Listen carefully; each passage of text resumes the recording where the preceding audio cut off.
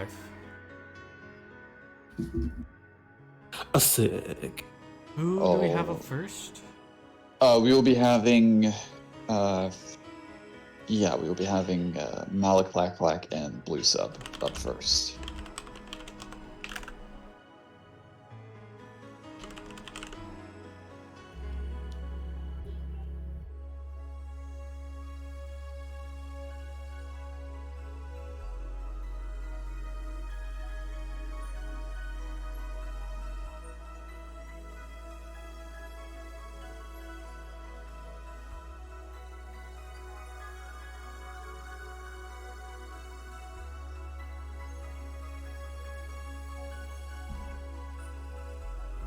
Right, I need to join that too, don't I?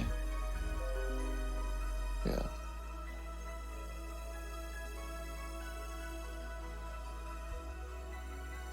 Alright, so welcome everybody. Thanks for tuning in. This is our second BBTAG Parsec beta tournament. We're just still testing the waters, trying out a couple different things tonight compared to last week's. And just sort of seeing how things go, and hopefully we can transition this structure to Wednesday Night Fights PC tournaments in the future. So yeah, here's hoping things go well enough for that, and just be aware, if there's any sort of like technical difficulties, it's still sort of a test run. We're still figuring things out, so yeah. But yeah, we have some good matches on deck for tonight. So we have some pretty good players up in the bracket as well. So this is definitely something to look forward to, I'd say. It'll definitely be a treat. BBTAG Parsec Tournament 2, Electric Boogaloo. I'm hyped. There's like it's one of those brackets that I typically look at, and I'm just like, man. Have these two played before? I think that was last week. That was the meme with Josuke. Just looking at it and saying, like, have these two played before? But like, definitely for this bracket, there's a lot of people that have not played before. So,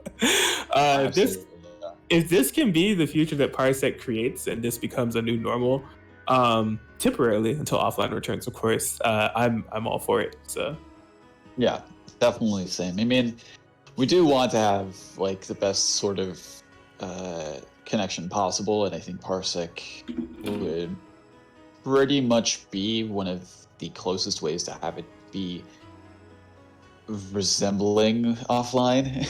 right. So yeah, here's hoping we can get things working in such a way that we could have this be a regular thing for a WNF, because the current netcode, especially like with PC, is there's a difference. There's a difference between that and offline for sure. Right. Yeah, I'm definitely all for it. Anything to help the BB tag.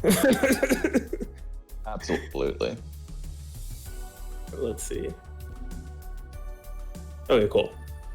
I have the screen up on my end. And I do as well.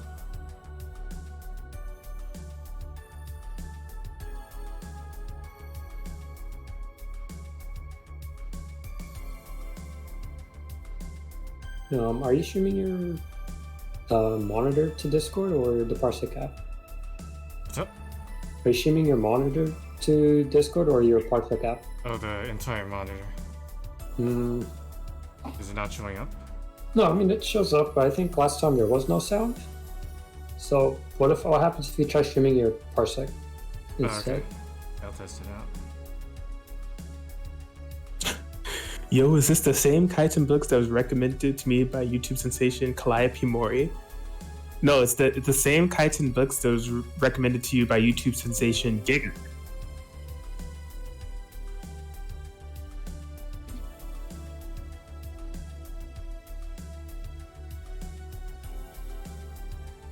And it was also the same Titan books that was recommended to you by commentary sensation Kraken Atkins. Yo, that's crazy. I mean, that's crazy. Did you forget my name for a little bit?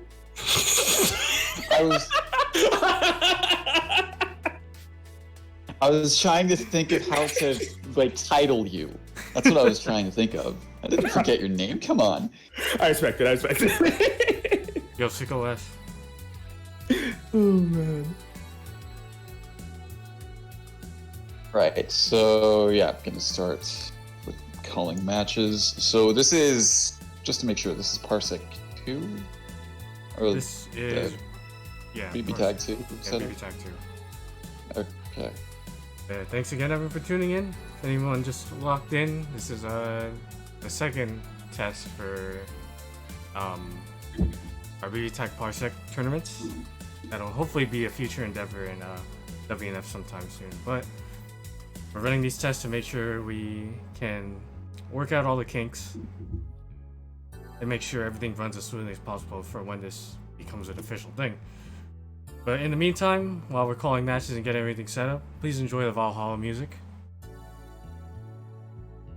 Yes, sir.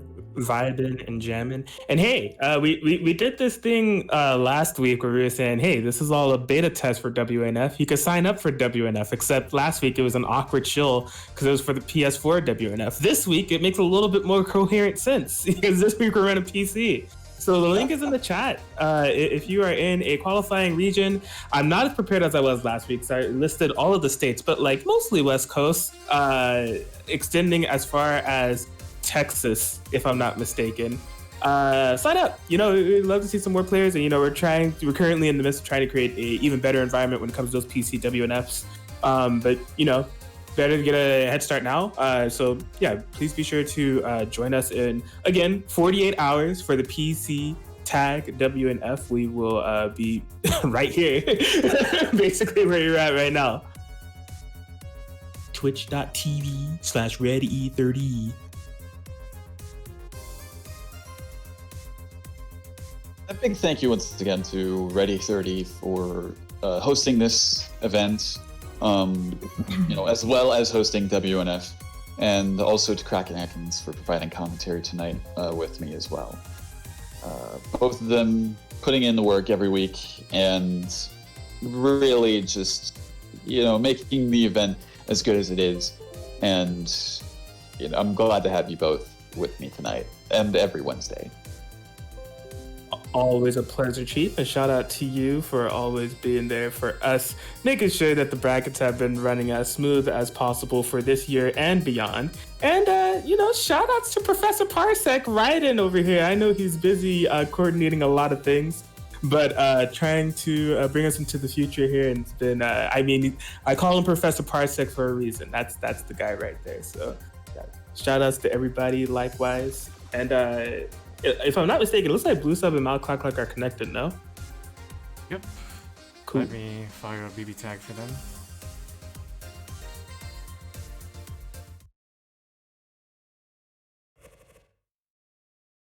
Hey, yo, there's sound! Here, yeah. Yo, let's go! There wasn't sound last time. I'm hyped.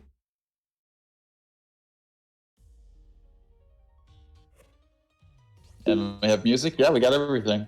Yo, sick.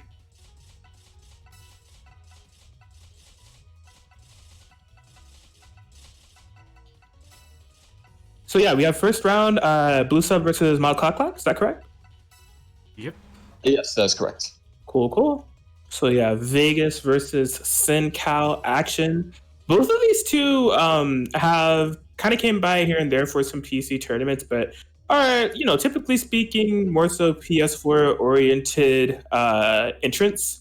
So the beauty of Parsec is that it's extending much beyond like regional borders, right? It's kind of transcending console barriers as well, which is really nice. Kind of being able to see these two in like a PC environment can definitely bridge the gap between a lot of players. Absolutely. And you know, there's a difference between like, you know, playing on NetPlay and playing on Parsec. So, you know, you got to get used to, you know, your buttons, like, you know, actually like coming out as soon as you press them, essentially, rather than the inherent delay that comes with net playing over like PS4 or PC. Right, absolutely, and it's definitely a difference. Let me tell you, playing. I got up the Mosey to try it about a week ago, maybe a little bit less, with Professor Parsec himself, and it definitely felt noticeably better. There was like a couple of things as far as like some inputs not coming out, but I know that like Red's been hard at work kind of figure out the best solution moving forward, factoring in a whole bunch of everything. So I think it's a button check. Yeah, I believe so. Yes.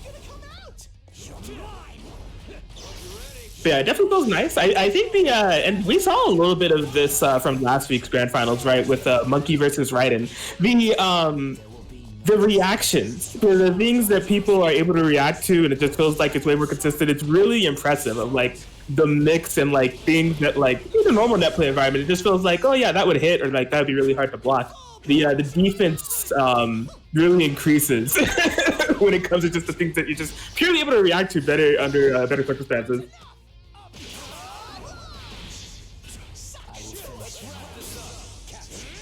But yeah, I mean, if not, Parsec really is gonna run Kanji Teddy, I'm all here for it. I'm just saying.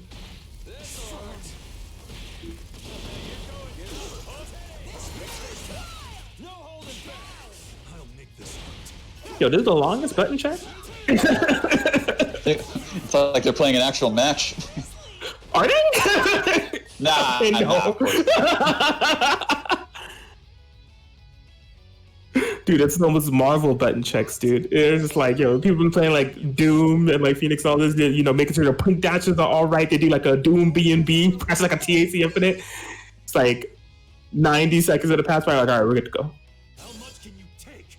Nah, I get it though. They're testing out the environment, just, getting a feel for everything. Of course. Please select your character.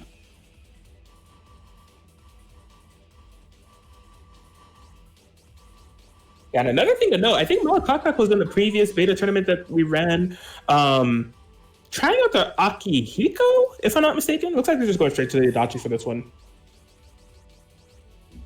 Yeah, Malakak, definitely knows this team in and out. I've had the pleasure of playing it a few times over the past, couple of weeks, and yeah, he's pretty solid with this. And of course, Blue Sub is no slouch either, with his usual team of Seth Akatsuki, very, very threatening. Even if there's only one character left, like we constantly mention it during WNF, that if there's anybody who can pull off the 2v1 comeback, it's Blue Sub, and especially his Akatsuki. Exactly. Definitely a force to be reckoned with. You look at the Seth Akatsuki comp and you may think, well, I mean, if I wanted 2v1, I wanted to be the Seth just because, or you wanted to be the Akatsuki just given how strong of a 1v2 character Seth can be. But Blue Sub always exceeds expectations, even if it's just the Akatsuki. But Malak definitely a force to be reckoned with. I'm hyped. Absolutely. Yeah, same. Can't escape from crossing fate. Here we go. Game 1. All right. Oh my gets the happy gosh. birthday to start out the round. That is definitely going to be an explosive start for Blue Sub. That was actually a Was that a fantastic drop? round Oh. start. Oh, wow. Yeah, no, he stabilized that. Well, Blue Sub doesn't drop it, especially on Parsec. Come on. The way it looked during the cross combo freeze really looked like that was actually going to whiff. Wow, what a parry. What a string of parries. That's just almost a dead Yosuke already. Absolutely. Oh, yeah. I think there's just a big string of matchup knowledge being showcased by Blue Sub right now. I know he's played this team in a lot of different contexts. There's quite a few Yosuke players that play this exact comp. Just from the round start interaction of the 6P stuffing out the Adachi assist all the way up until now, it's looking like Blue Sub is just really comfy cozy out here. Yeah, he was just completely, like, anytime he was on, like, what could be even considered the back foot, he immediately was just like, nope, I'm shutting it down immediately, and making sure that they didn't have an option at all. And, he was like, okay, Yosuke's in the air, I'm just going to air Tatsu, and I'm going to punish him for whatever he's doing. Going to just parry this Bizio, and then, oh, you're moonsaulting? Okay, parry that too. Blue Sub, something serious right now. Fully unleashed on this Parsec connection. Let's see if Malak has an answer for it. Okay, well, Malak firing back with a happy birthday of their own. Responding in kind to the previous round. What was he pressing during that? I'm surprised. I am not sure. Oh, it's a good thing he bursted when he did, because that could have actually led to a dead set. Oh, getting the okay. almost pulling that off perfectly, actually. Just getting clipped by the last one, but gets shut out by Yosuke air buttons too. This is definitely looking. Yep. Okay. Need to do that to save Seth. Yeah, this is definitely looking like Mala's game, but Blue Sub. Yep. Blue Sub dropping this. Going to take a decent chunk of damage too from this too, as well.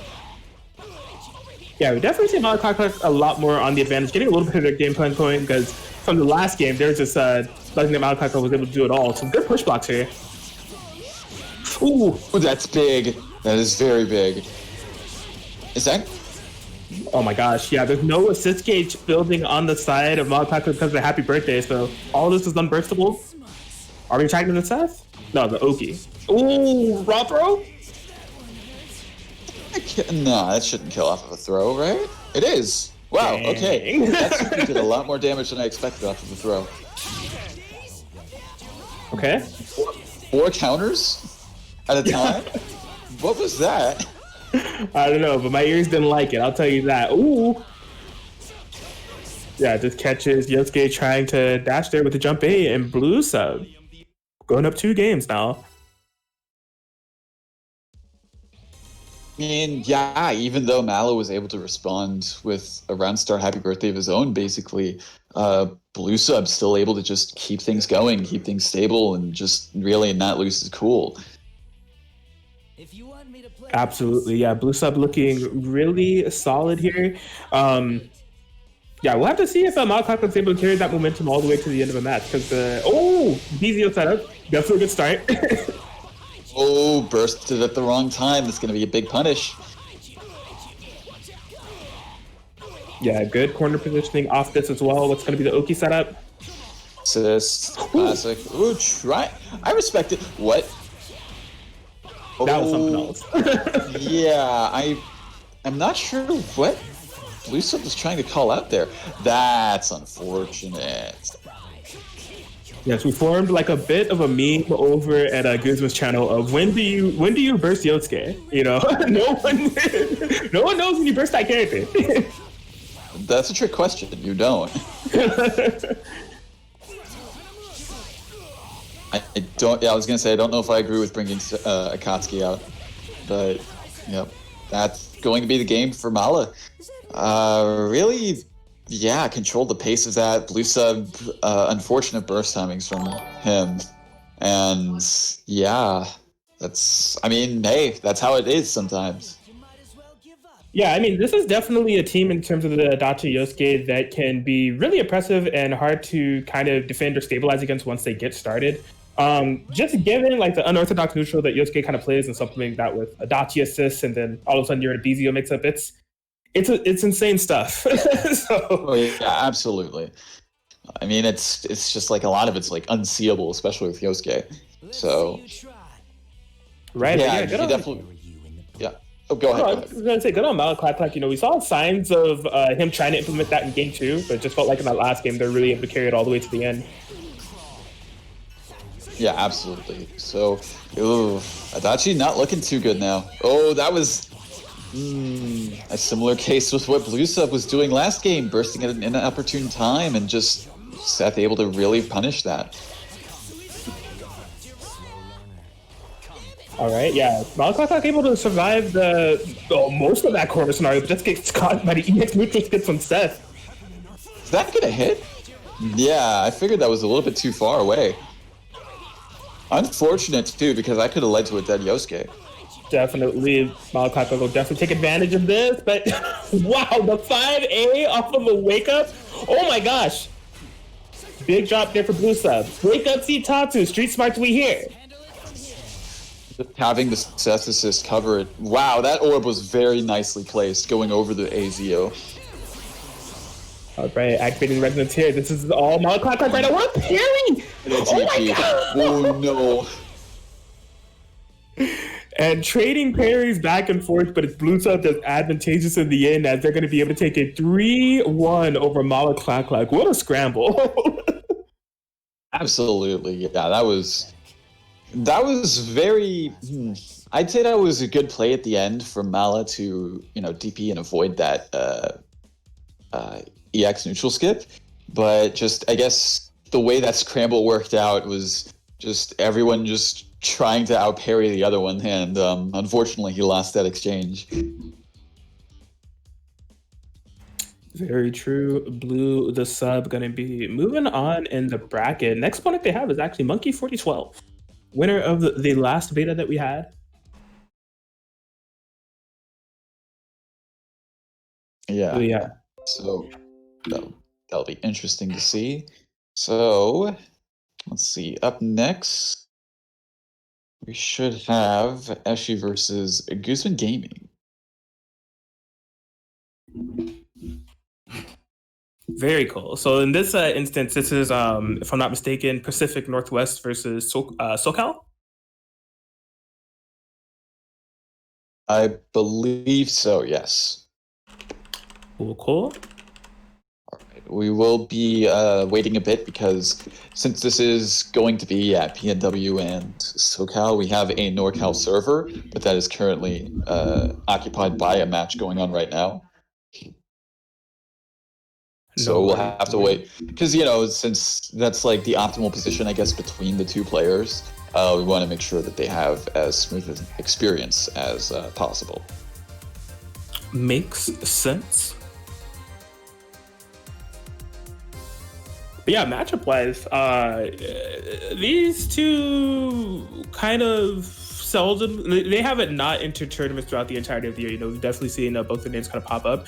Eshi, I've seen a bit, and Guzman, we've also only seen a bit, but that's mostly because Guzman runs, a tournament series of his own.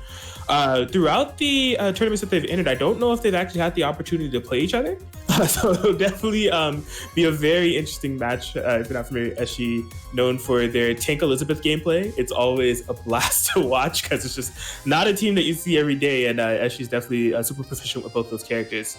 And then, but on the other hand, the 5B of the NCG, Guzman Gaming on that Yang Ruby. But as we've seen in WNF and just on their streams as a whole, and just Guzman's story throughout the entirety of the year, that's not the only team that they're willing to be pulling out. We talk about the Guzman Energy Ragna that we saw last week. Yeah. Oh my gosh. I like how you did that. The 5B of the NCG. That was pretty good. That's the guy. From the moment that he got that partnership, I was like, this is it. This is his name. Pretty good. Spitting bars now. All right. So, just waiting a little bit on that. We had Easteropia and Raiden going up, and it looks like that ended 3-2 for Raiden, from what I'm seeing in the reporting channel. Nice. Right. So like I said, just waiting on the match that's currently in the NorCal Parsec server. That is currently actually Kiyomi and Ebonic Plague against each other. Very nice. I believe they have played before, if I'm not mistaken. I remember Ebonic going to an offline WNF. Actually, I think it was. I don't know if it was the week of or the week after Anime Ascension of this year in February. But I do remember that they played there. Yeah, I remember that as well because I was actually at that WNF. That was one of my first tournaments back, and I actually did play Ebonic there. He played Susanoo something, and I ended up beating the team. I think I took the first 2 games, and then he switched to the Mitsu Yuzu, and I got bodied. It's just like yeah, that makes sense. I mean, even if it's 2.0, but that team still does pretty good work. Oh yeah, it was something serious. So Ebonic Plague, definitely no slouch. One of the few 2.0 Mitsurus that are still holding it down. A character who, in my opinion, is undervalued in today's BBTAG climate. not underrated. I think everyone still thinks that she is, still a fantastic character, but definitely undervalued. Yeah, absolutely. I guess the same goes for Yuzu as well. You really don't see much of her nowadays, do you? Because I remember, like, I used to fight like so many of them online, and now it's, yeah, I don't think I've fought one actually in like the past couple months at least. Yeah, she's definitely a character that's kind of been all over the place. I will say I have been a huge fan of Marvin Pie as of late with this Hilda Yuzu comp. That team is that cheap. But Imagine, yeah. Yeah.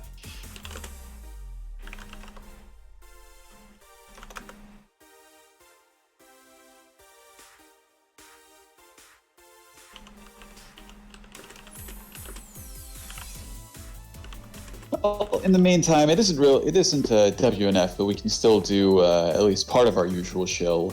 Chitin Books has been a good friend of ours for the past few months. Like, I mean, I've lost count of how long we've had them supporting the Matcherino for WNF, but still giving a shout out to them for publishing some really good works from what I've been hearing. Uzumate Our Maid is Way Too Annoying, Shed That Skin Ryukasaki-san, Volumes 1 and 2, and Lunar Life in Another World, Volumes 1, 2, and 3. 3 got recently published, I think, on the 20th. So do check them out. They have some really good stuff. And also, very topical work that they've published recently. My Dad is the Queen of All VTubers. Recently got some shout-outs by anime Twitter and community figurehead Gigic, and one of the Hololive English VTubers herself, Mori Calliope. Is it Mori Calliope or Mori Calliope? It's pronounced Calliope. Really? Yeah. I did not know that. I've just read the name. I haven't actually heard the name, so this is a first for me. Look, I'm just letting you know because it's my favorite. Okay, understandable. But yeah, it is. That has been recommended by both of them, and yeah, I mean, what more could you want? Like, as a publisher of that, to have those two recommending something that you've been a part of. So definitely take a look at that. Definitely take a look at Chitin Books, and looking forward to see what else they have in store for the future. Big ups, Chitin Books. Yeah, I did see the question in the stream from Eshi. Would y'all be able to switch between Parsec servers for the stream? That would cut down on downtime. I'm imagining it's not. I'm imagining the two reasons that we haven't is because there's a match in progress and wouldn't want to join in the spectate while the match in progress and risk messing up the match. Because we don't know if they are currently in a match, and from what we've experienced, whenever somebody joins into a server, it's sort of like hiccups. I see. From what I understand, from what Raiden's told me, and from what I've seen from a couple others. So that makes sense. I think Raiden made a good analogy last week about if someone joined a Parsec server mid-set, it's like sitting on someone's lap while they're playing. So, yeah, not a fun time. Yeah. I would have to pass on that one. Okay, but it looks like that match is currently done. And all right, we should have our next match up. So yeah, I'm going to call that in just a second. So I'm guessing I hop out of here, then hop on over to the NorCal? Yeah, the NorCal. Okay.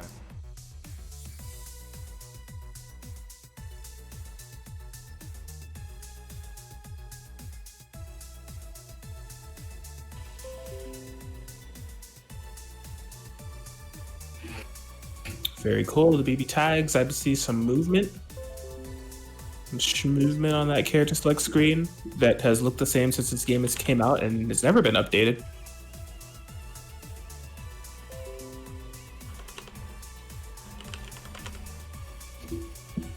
You almost caught me there. Because, like, in my head, I was like, there's something wrong with that sentence. Oh yeah, the aesthetic of the screen itself. It's always been this. I mean, it gets the job done. But I mean, like, it does. It's basic. Okay. There was a slight tweak in it in the character select screen. In between, I think this and 1.5, if I remember correctly, or right. I'm not imagining things, right? There might have been. Because I know it did not look like this the first time around. Maybe it didn't. Yeah, they might have switched the portraits around, huh? Like the not the actual select, but like what it looks like outside of that. Dude, I don't know, man. This game's been out for a long time. Yeah. I gotta go back and watch the ancient footage, the 2018 BBTAG footage.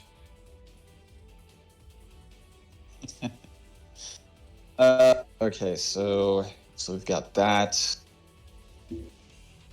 I'm just getting the other matches called correctly. Cool. Well, I can definitely make a note now that I believe player 1 in this instance is Guzman, because the Ragnagen is locked in. I mean, it's probably a button check, but Guzman does actually play that team. Mans will straight up call Gen 6P, do a DP or a DBD, and then if you block it, his catchphrase is going to be, yo, it's safe. Harada?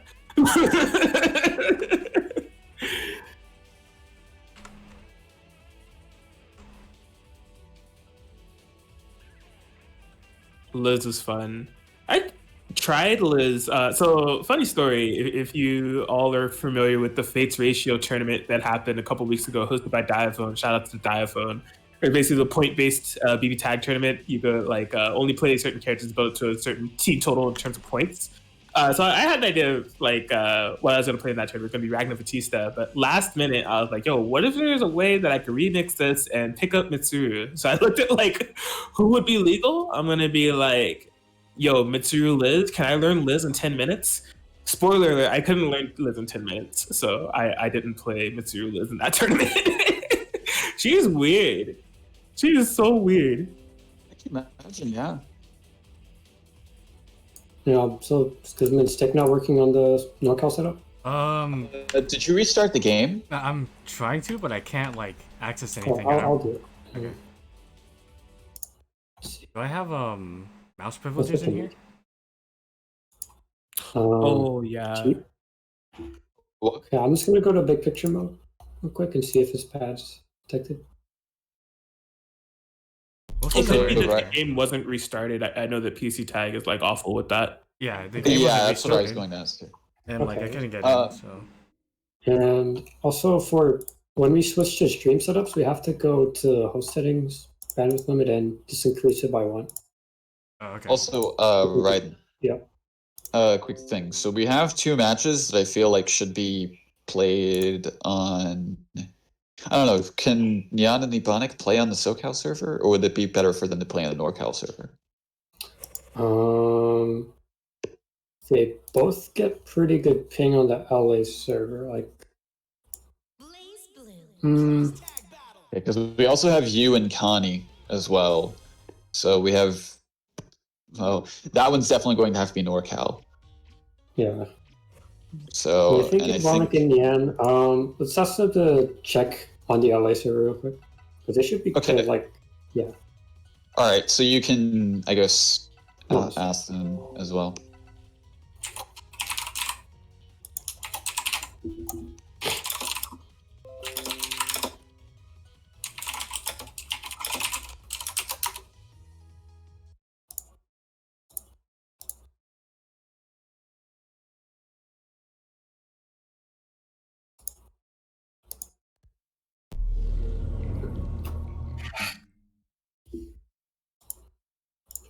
So yeah, just, you know, again, folks, we're just still getting things figured out a bit, still making sure things are able to run smoothly. So just bear that in mind. It do be a beta.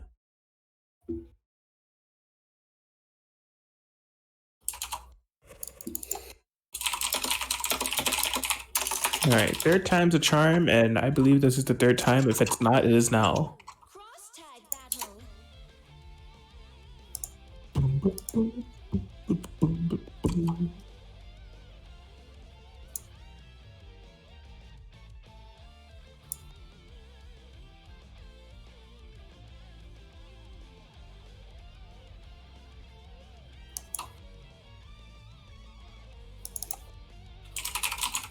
Okay, I'll call the match.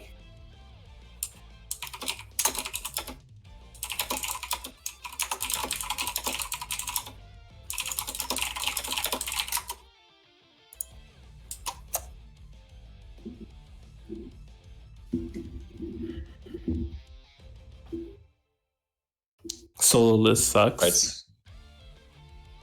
All right, so right, and it's going to be them and BBTAG 2 then. You got that covered? And he muted himself. Okay, cool. Oh, my bad. I was talking to myself for a second. Yeah, they're good to play on it. All right, cool. So you got that set up then? Mhm. All right, cool. Just wanted to make sure. All right, so I guess we're still getting things figured out with our current match? Yeah, based off of, so I have no context at all whatsoever, but this looks like a case of BBTAG is assigned to the keyboard and it's not recognizing the controller, unless they're both trying to mash and nothing's happening. I did close the game once, and like, I think Eshi was able to move their controller, but Guzman couldn't. So Okay, I it's they're close still the not game. able to use it. I Okay, so their stuff isn't working? I don't know what happened because Guzman entered, or like both of them were in here. Oh, Guzman's in here now. But that won't work if he like reconnects like that, so Yeah, okay, that I will beautiful do PCTAG this. port. Yeah, I wish that you could switch mid game. So I'm gonna just do reset gamepads and ask them to press a button or something.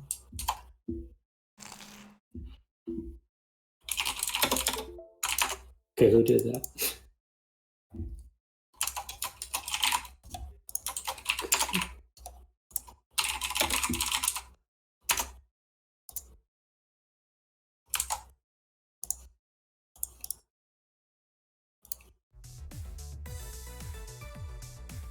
Because when you press buttons, I only heard one sound. Because it sounds like it's just his stick.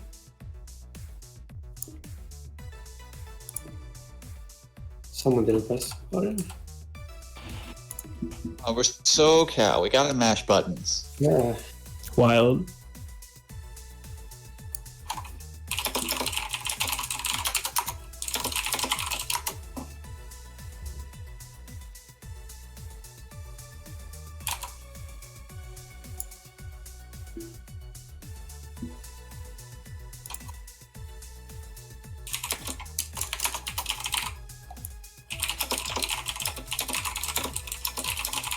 Has she played a match yet? This is she's first match. I see. Okay.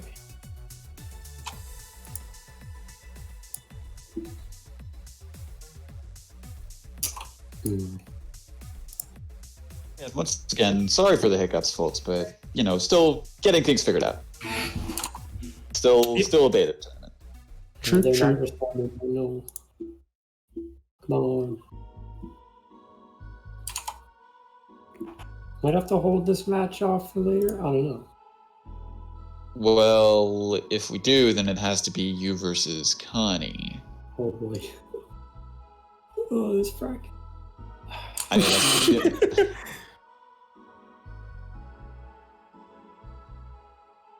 I mean, they're not. I pinged them and they didn't respond. We'll see. Blaze blue. I don't know who's pressing buttons right now, but it's probably Guzman. it's probably Guzman if I had to Those guess. look like some Guzman movements. Oh, I heard it. I heard another button. Did it connect I heard someone after the connect. I game got it. launched though? Usually it detects even when the game isn't launched, so I'm gonna restart it again because I heard someone Yeah. connect it. So they should be good now. I think that's a good idea. All right, third time's the charm, but on the third time of doing the third time's the charm. Yeah, this is Should be it. it. So would this be the 9th time then? Well, yeah, but it's divisible by 3, so Who is controlling this? Oh no! your voices. Oh, Jeez. wait. What? you go the voices to turn on English Ruby? Oh, he's popping off. Okay. Someone is No. an agent of chaos, and I hate Who's that. going online? Yo, this has to be Guzman.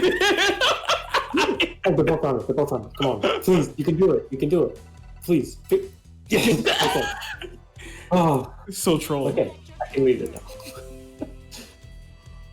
Guzman's player 1. Guzman has to be player 1. I refuse to believe anything else. If Guzman is not player 1, Yeah, we got a van going. this is gonna be the biggest mix of my life. For real, I mean, going to sound settings is changing absolutely nothing besides putting English Ruby, accidentally almost going to net play, and then trolling on the side swaps, locking in Ragnar Jen. I knew it. He's back into All right. with the chibi.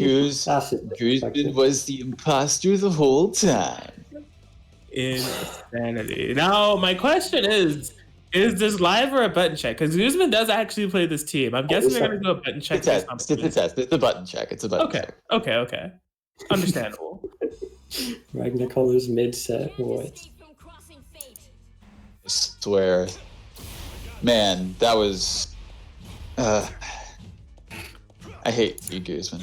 Yo, Guzman, hit another button, dog. You don't just test if your 5A works. What are you talking about? What are you talking about? That's all you test. That's Yo, all man. you need. That's crazy. That's all you need. 5A and DP. Those are the only 2 buttons.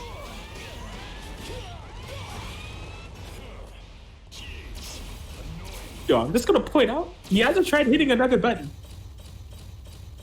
I'm gonna laugh at this actually. No, he's able to. What are you doing? Toxic.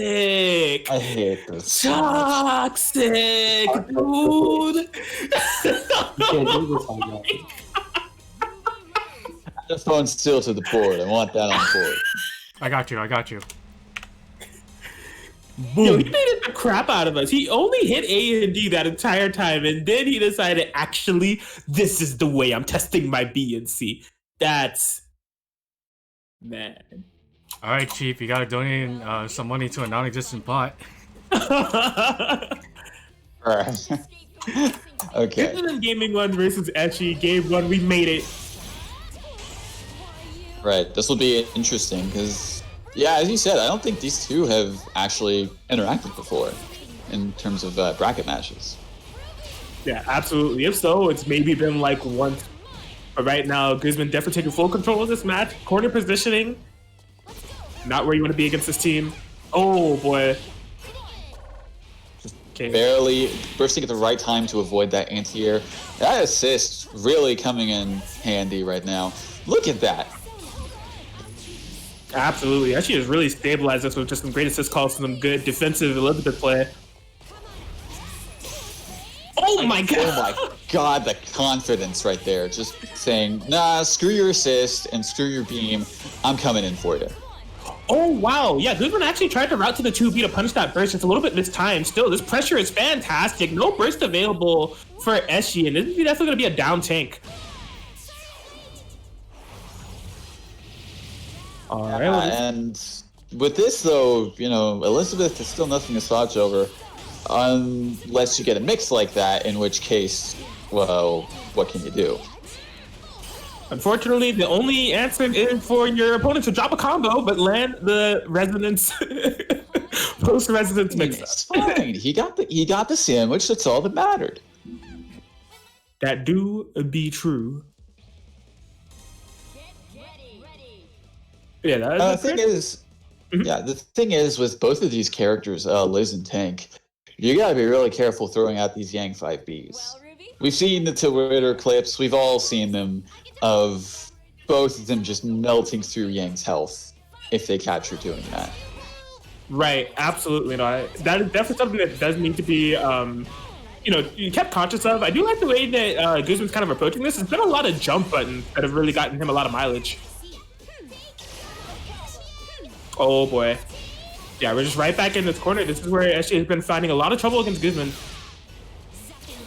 Nice parry, getting out of the situation. Ball unblockable. But the zoning commits. I couldn't even... Wow. Yeah, I couldn't even tell which way Eshi was supposed to block there. Good DP once again from Eshi. What? Boy. Wait, what? What is happening? That clashed? How did that clash? I am not sure. That was a very cursed interact. Why did you go for a command grab there?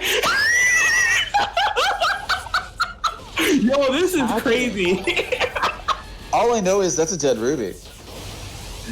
We're definitely losing Ruby here. Guzman playing out of the mind. Hopefully they haven't lost their mind. Solo Yang. She burns. Are you punching the tank? Cross combo activation. Smart stuff from Eshi.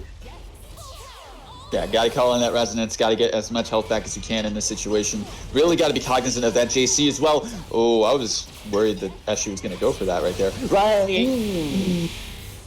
The floor is lava. Ooh, oh, okay. It looked very close to dropping, I'm not going to lie. Yes, I was a little bit tensed up there, but Eshi is cool, calm, and collected as they take that game. It's tied up 1-1 here. Absolutely. Yeah, I'd say. I don't know. It seems like they're going like back and forth for the most part. And as I said, Guzman has to be very, very, very aware that any stray 5B can be stalled indefinitely with both of these characters' extremely long hits. Absolutely. I do think it's a good mix of Guzman just trying to stay aggressive, stay in there, and not let Eshi run away. But at the same time, Eshi definitely... Wow, that was unfortunate. Eshi cycling through some very good defensive options as well. You know, DPs have been very on point. Absolutely. Like so. Case in point. Right there. And also, the other thing is with Blitztank's laser super, it's like an SNK super. It has no invulnerability whatsoever. So if you try to punish a burst with it, it's gonna lose. Whew. Getting the JC, unfortunately not able to convert anything else off of that. Good patient. Wow. Okay, not getting hit by the 5C. No, 5B clash with the laser. This is cursed and gets hit with the command grab. That should be a dead character. There's a burst. What? Yes. Very good routing there from Eshi to be able to punish this burst. Now, see, the thing is, when I said that should be a dead character, either way it was a dead character. True. Oh boy. And, yeah, just barely getting the JC. Yang landing just at the precise moment for that to land, and Eshi getting the Blitztank laser super off of it. Yeah, that's a really messed up situation where Blitztank is frontlining, you block Elizabeth 6P. You know, you basically, as soon as the 6P is called, you need to have like a presence of mind of what you're going to do to counter it. If it's a 2v2 situation and you have the cross gauge available, you could attempt bursting to kind of avoid the unblockable scenario that's coming from Blitztank. But if you're solo, it can be really tough to kind of navigate. You need to like already be in the air or have a super locked and ready to go. Absolutely. And Guzman switching out the Ruby for Hearts. Is this a continuation of Week of Heart shenanigans? I don't know, man. At this point, it has to be called the Year of Heart, right? Because I mean... it certainly has. God. Stop reminding me how long it's been. My apologies. All right, Guzman forms a tag team with Connor D. Here we go. Good low here from Eshi. Oh, wow. Okay. All right, Guzman getting an early start. Oh, predicts the burst, but what? Missed time very to bad, punish, and oh my, Yang almost died. If Eshi had a DHC super that actually did damage to more than one character, that was going to be super dangerous for Yang. Yes. And she's just keeping it cool. Oh my gosh, yeah. Fantastic 4P to get Heart out of the air. This Yang is burning. Yep. Oh, I was expecting a super and just the overhead afterwards. Okay, this is a very, very rough situation. That's dead. Absolutely. Just that same situation of the assist coming. You got to think 5 seconds ahead of that. This is an unblockable setup, and that could be a very tough decision to make in the clutch. But Eshi proving victorious over Guzman, going to be taking it 3-1 here. Blood and wrenching guts I've heard so much about. Very, like, outside of the first game, it was pretty much a very convincing set from Eshi. I would say so. You know, Guzman definitely tried their best to. I think they had a presence of mind of how they wanted to play that matchup. You know, they wanted to keep the matchup close, try to get some scrambles going. You know, find some ways for the 5B or open up some sandwich setup. But Eshi just had fantastic defense all around. Whether it came from good defense on mix-ups or just great DP placements, that was definitely the difference maker in that set. Absolutely.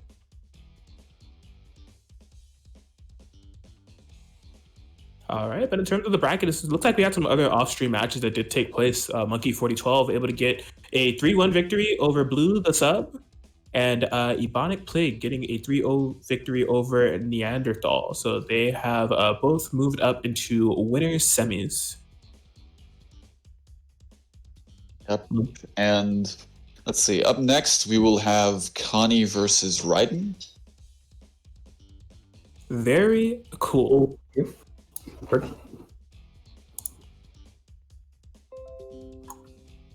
Quiet.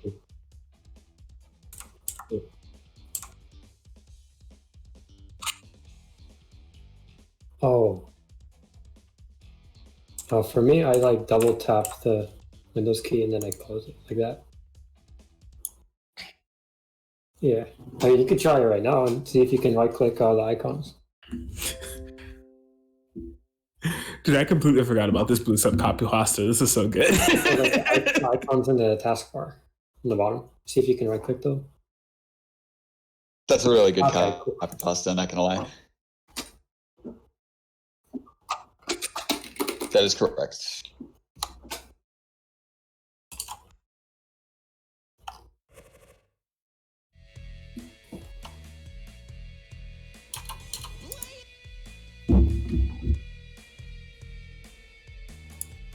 This is a winners quarters match. Winners quarters, yeah.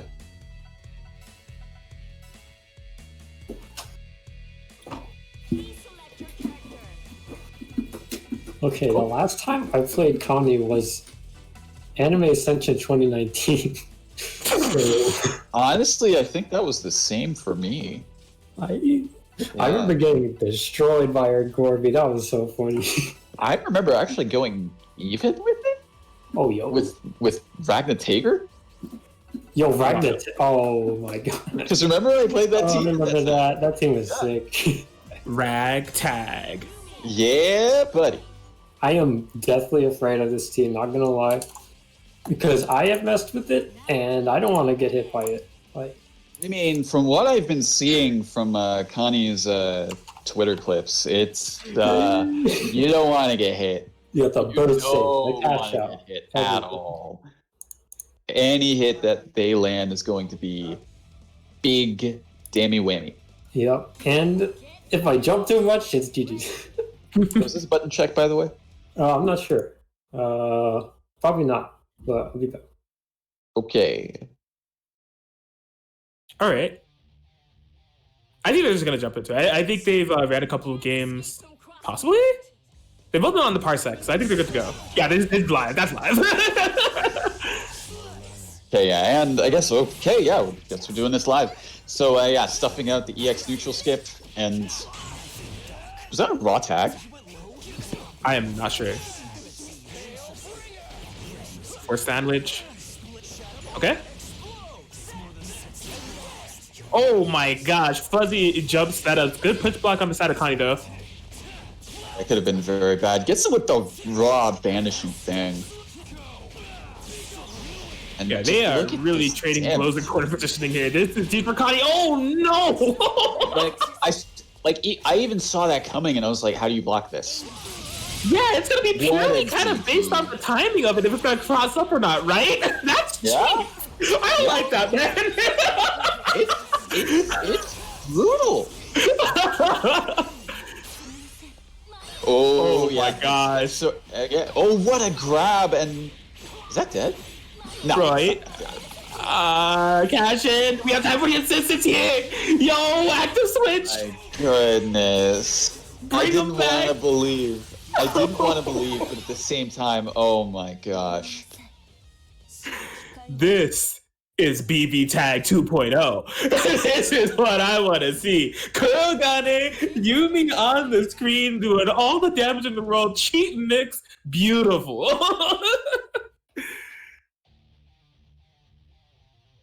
Good God, that was.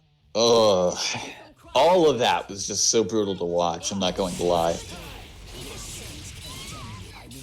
All right, nice neutral skip here from Raiden. They were trading blows in the last match. It's just when Connie got started. That was just the end of time, seemingly. Gets Raiden with the 5C. Gets. Oh, not falling for the JC this time. Not bad. Force sandwich here from Raiden. Oh, but a drop. No active switch mix to two. And this is a very inopportune situation for Raiden to be in. You have no burst available. You don't want to get hit. Raw tagged in the middle of that once again. Insanity. Gets hit with the grab. Yeah, I feel like Connie definitely has burst baits on lock as soon as I say that. I always commentators curse this. Oh my! Yeah, Yo, that was so cheap. Just canceled it, and there was the 5P. All right, Raiden catching Connie slacking, getting a decent start, reversing the positioning in terms of corner. Gets, oh boy, gets Kuragane.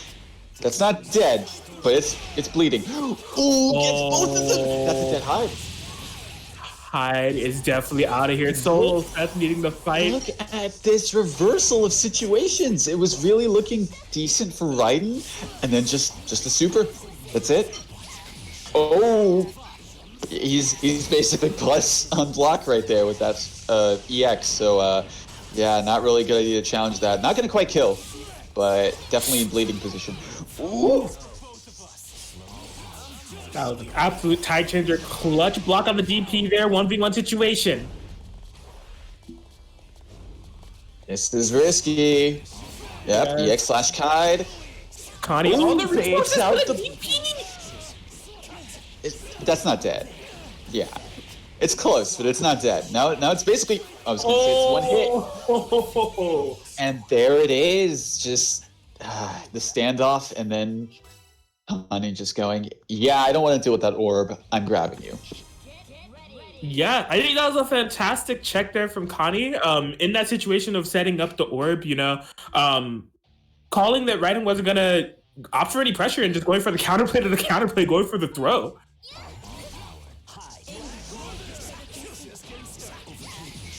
Oh yeah, Raiden's definitely gotta figure out something, because it was really like the biggest reversal of fortune was that, oh my goodness, was that raw super that Connie did in the corner, and it just changed the entire way the game was played afterwards. So Raiden looking a little bit more stable in this, but let's see how far that takes him. Oh, that was a reset. Yes. Ooh, that was dirty. That was some dirty. Ooh. Oh, just DPs through. You can't punish me, amigo. Trying to punish? Nah. Die masher. Yikes, and that's dead. Y'all gonna catch up the air raid? Yup. Don't even think about bursting. It's not possible. Seth is down. A good position to be in. Jumps out of that sandwich. Very good awareness from Raiden. But still, you're in a bad spot. Ooh, yep. Still keeping the pressure up. Just gonna, Slide. Somehow I figured. Beautiful, right into the super tough scenario here. The thing is, they do have a lot of meter, but the thing is, you don't want to block or get hit by anything, because Ryan's going to end up having to use a lot of meter on push blocks, I imagine. There's one. Yes, and Connie, in the meantime, playing this a little bit more reserved. Doesn't need to take any big risks. Might be, no confirm. Still super advantageous. A little bit too far. What was that TP? Oh, no, I threw. Oh, Oh, you hate to see it, but It'd be like that. well, Connie taking it with a very clean 3-0. Wow. I don't know. I wanted to push block a 6P for some reason, but it didn't hit me. I know that feeling. It just push block the air. You know? Yes. I've been in that exact same situation.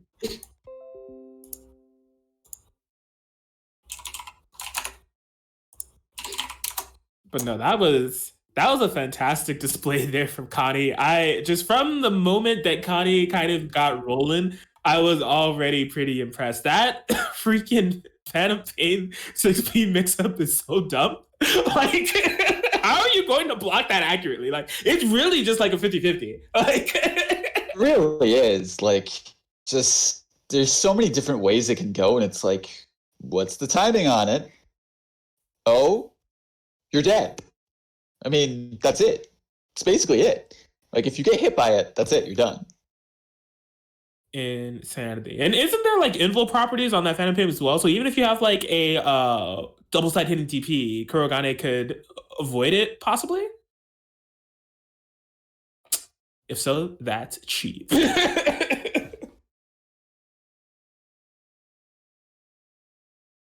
All right, just getting next couple of matches lined up.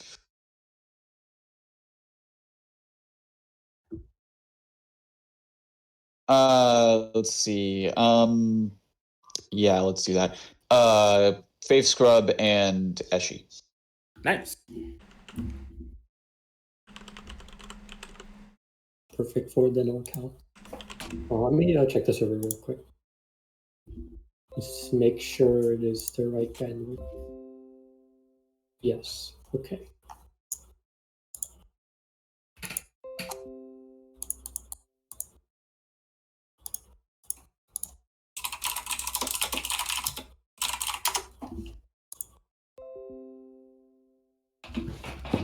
Cool. This will be an interesting one. Fave Scrub versus Eshi. Eshi tasked with, fighting the SoCal buffet here. Had Guzman round one, and now they're going to be going up against Yo Fave Scrub. I know these two have played each other in the past. I don't know if they played recently, but definitely have a little bit of matchup experience there. So you can bet that Scrub will be familiar with Tank, and you can bet that Eshi will be familiar with Ragna likewise. But it'd be a good matchup regardless. Two very strong players, of course. My SoCal bias is not going to allow for Scrub to be on stream, and not mention that this is the Arc Revo North American West champion, by the way. That's that guy right there.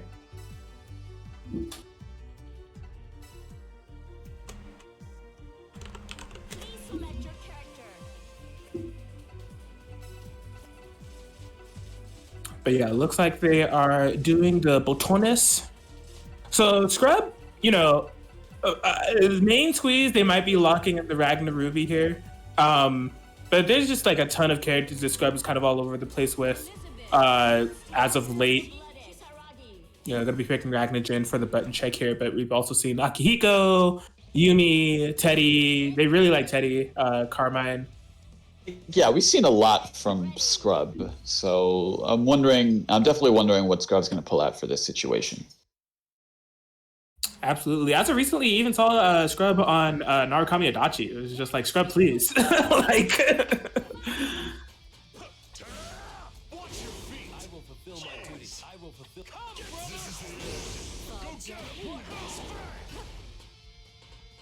But yeah, just kind of testing the buttons here. Hopefully, no more SoCal toxicity. We're not going to be stealing phones before going into character select. Maybe I should be ready for it this time, right?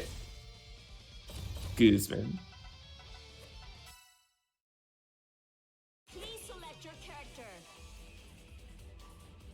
All right, Here we go. But it looks like the buttons are good. Everybody's good to go.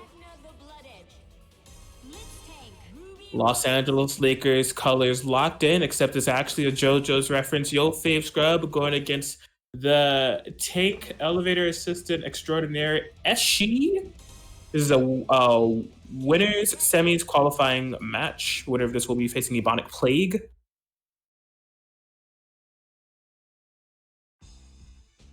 Yeah, the Ragnar Ruby for Scrub is definitely a super snowball heavy comp. I think the big danger here for Eshi is not losing round start, which would be easier said than done when you're going up against Ragnar. Yeah, absolutely. So let's see how both players navigate this. Well, immediately starting with the 5A, as expected. Yeah, Eshi already in a lot of trouble. This patented scrub nicked the sandwich. I like the idea from Eshi to push off the Ruby and nullify the mix a bit more. Even though it hit, there wasn't much that scrub to get off this. I'm still in that. Pretty good. Oh, good jump over the command grab. Oh, Liz looking pretty rough. Oh, okay. DPs through the stagger pressure. Wow. Liz just taking the shot right there. Oh, yep, completely invuln after that parry, so definitely. I mean, it's really been Scrub's game so far, just still able to convert after that assist. Yeah, definitely. No matter what Eshi is able to land, Scrub's just sticking to the game plan, and look at the reward for it. Clutch Ragnar 5P call. Wasn't able to get the conversion, but this 1v2 situation is not ideal. I mean, this is a very uphill climb. Whoa. Oh my gosh. Okay. Ragnar was taking I don't even know. I was going to say a bullet, but that's definitely not a bullet. No, that's definitely a little bit more than a bullet. but Ragnar was like, okay, Ruby, I'll distract it. You take care of this, please. And the healing factor, is, coming in clutch for him. The ultimate sacrifice for the greater good. But yeah, that 1v2, I imagine both 1v2s are going to be really tough to deal with. You saw Scrub just taking to the skies, floor is lava gameplay, teleporting all around, making it really tough for Edge to kind of pin Ruby down with Blitztank. I mean, yeah, that's one of the advantages that Ruby has in this is, yeah, she's got the ability to just good DP from Echi after that burst. But yeah, Ruby has a lot of mobility options that really like shut out a lot of things like that, like, BZO active switch stuff. Ruby can go past that. And, the Liz assist calls, she can go past that too. So it's, just barely out of range. That's gonna hurt. This is really gonna hurt. That's a resonance laser. Is that dead? It's gonna be close. Yes, just straight up dead. 12K, put her in a coffin. All right, well, we lost the Ruby, and that's going to be a big factor here because that's, as I said before, that's the navigational character that can get through all of this. So definitely gotta be careful. Ooh! I respect it. I respect the decision. Yeah, very well timed DP there from Eshi. You can see Scrub not wanting this to get to full screen territory by any means necessary. Unfortunately, overextends a little bit. That's gonna cost her resonance. No, honestly, I would have just immediately just resonance super. That would have paid off too. But unfortunately, gets caught continuously, and that's going to be the game to Eshi. Absolutely. Man, I really feel it that like Eshi's presence of mind, and within this set and even in terms of like the Guzman set, they really are very good at recognizing situations that they can get the Blitztank DP off. I mean, it's just been such a lifesaver, especially in that last game, because Scrub has been super aggressive, kind of like smart in the way that they're approaching, not the same way every time, but Eshi's DP have been true lifesavers in terms of minimizing the amount of pressure they actually take. Yeah, exactly. Game three. All right. Instant burst on the side of Eshi. How dare you try to take momentum burst on the side of Scrub? What is happening? Oh my gosh. Yeah, instant forced crossed up there from the air dash. Corner positioning. What's the okie dokes? Ooh, the highest overhead in the world, courtesy of that big Blitz Tank hitbox. An unfortunate burst on the side of Eshi as well, getting punished by the Ruby 236B. Taking the damage off. No big deal. Good DP from Eshi. Just, you know, getting out of that pressure, but you know, still a long ways to go here. Ooh. Yeah, Ruby getting bullied in the back there a little bit. And there it is. Watch your toes. Yeah, get some really good damage off of that too. Oh no! That's huge! That is the Blood Edge experience there, folks. Not to be confused with the manga. Oh wow, clutch parry here from Eshi. Is that it? Oh, just barely hanging on. That double Carnage Scissors saving him. Yes, we are faced with a similar scenario what we saw in the game 1, right? How do you get this girl out disguised as a measly tank? Oh, and the throw from Yo Fame Scrub. But drop the combo! Oh, the clutch TP! It's a 1v1 situation! Unblockable! Watch your toes! Eshi with the 1v2 comeback solo Blitz Tank to go up 2-1 in the set. I'm very surprised that that happened, but very, very, very good stuff to Eshi in that situation. Just, yeah, just honestly, just really keeping composed. That DP was very clutch. It's a very good thing that Blitztank has like basically a full body DP. Right, absolutely. Because otherwise, yeah, that wouldn't have been doable. Yes, that has been the name of the game for Eshi all around clutch DPs. Match point scenario here. Right. Great evasion on the next from Scrub, but got caught by the Elizabeth jump A. Burst has been used. Does not want to get hit here. Still flying over. Everything put it on the screen.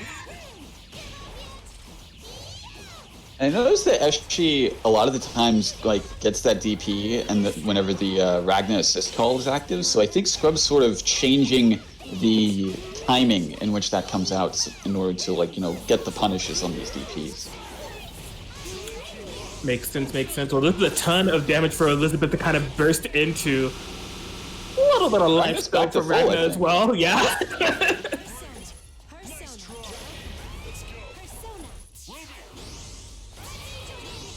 Oh boy, okay, cross combo activated. Oh, how did he block that? No idea. That was a punish. That could have been big. Oh, gets him with the... Oh, trying to reach for that Liz, but the Blitz Tank big hitbox actually coming in handy there to take that Carnage Scissors. Do it, we got that kill tank! And there was no push on the side of Eshi. That's huge. That's big. That's super big, actually. Ragnar's still living. Ragnar getting... Okay. No continuation on that combo. Still getting these straight hits, but really, you gotta be careful against Liz. Especially now that she's in Awakening. Yes, Awakening. Luckily for Scrub, the resonance is gone. A clutch side swap scenario. Nobody's blocking that, not even on Parsec. Push block, trying to nullify this pressure as much as possible. A clutch 2B, but not a huge confirm. This is big. This is big. Still gotta... Can't charge in blindly. Oh, is that gonna be it? Okay. Oh my god. And they confirmed there from Scrub. You saw they did the 5B and the 5P just to make sure that something is going to hit to take the game. Absolutely. I'm still very surprised he was able to do that second Carnage Scissors, get the kill on Blitztank, and not get killed for it.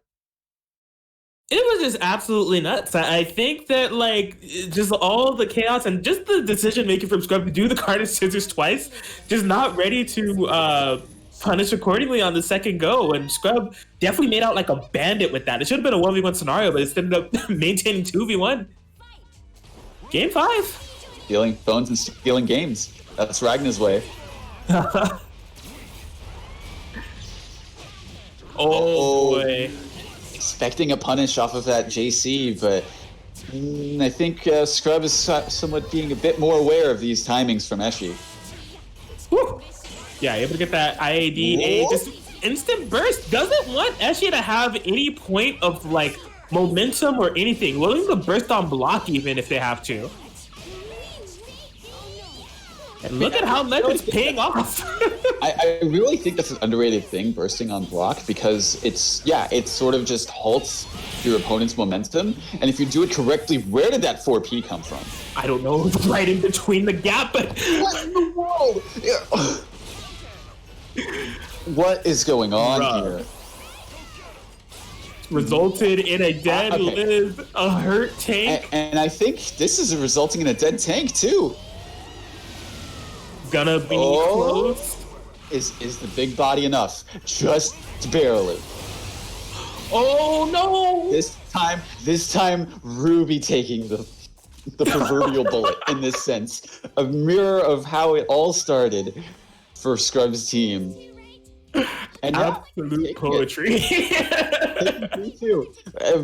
Okay, yeah. Ragnar was like, "I'll take this for you, Ruby. You lead the way." And then Ruby was like, "I'll return the favor. You got this, Ragnar." Dude, that is canon right there. Be sure to tune into the BBTAG 2.1 story expansion featuring Ragnar, Ruby, Blitztank, and Liz. Fully canon. But no, that was a fantastic set. Really down to the wire, sweaty Game 5 scenario. Scrub coming up victorious, and they'll be moving on to face Ebonic Plague in winter semis.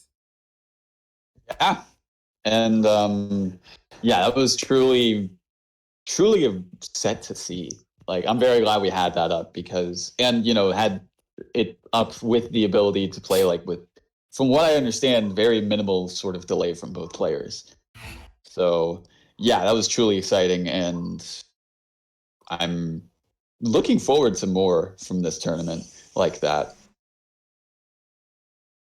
My sentiments exactly. Well, we have the winner side of top 8 kind of filled out. On the losers end of things, we've had a couple of matches that have taken place as well. Malaclack able to get the 3-0 victory over Neanderthal, and Kiyomi getting the 3-1 victory over Blue Sub.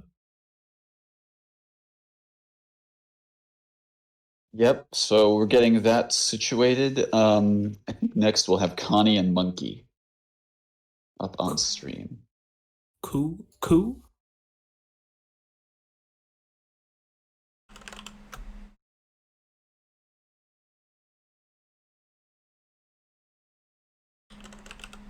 But yeah, hope you guys have been enjoying this fantastic Parsec BBTAG action that we've been able to deliver to you all on a Monday here at twitch.tv/ready30, home of WNF, which, if you're able to sound out the syllables there, takes place on a Wednesday. So we're here 2 days early to kind of... We're here 2 days early to kind of give you some BBTAG action, just to fight for the future, as I said last week, see if we can make Parsec a reality for our brackets moving forward. But if you want to join in for WNF this week, this time it is going to be on PC, so be sure to check out the Smash GG link in the chat there, and feel free to sign up if you want to hop in on some WNF PC tag action. Absolutely.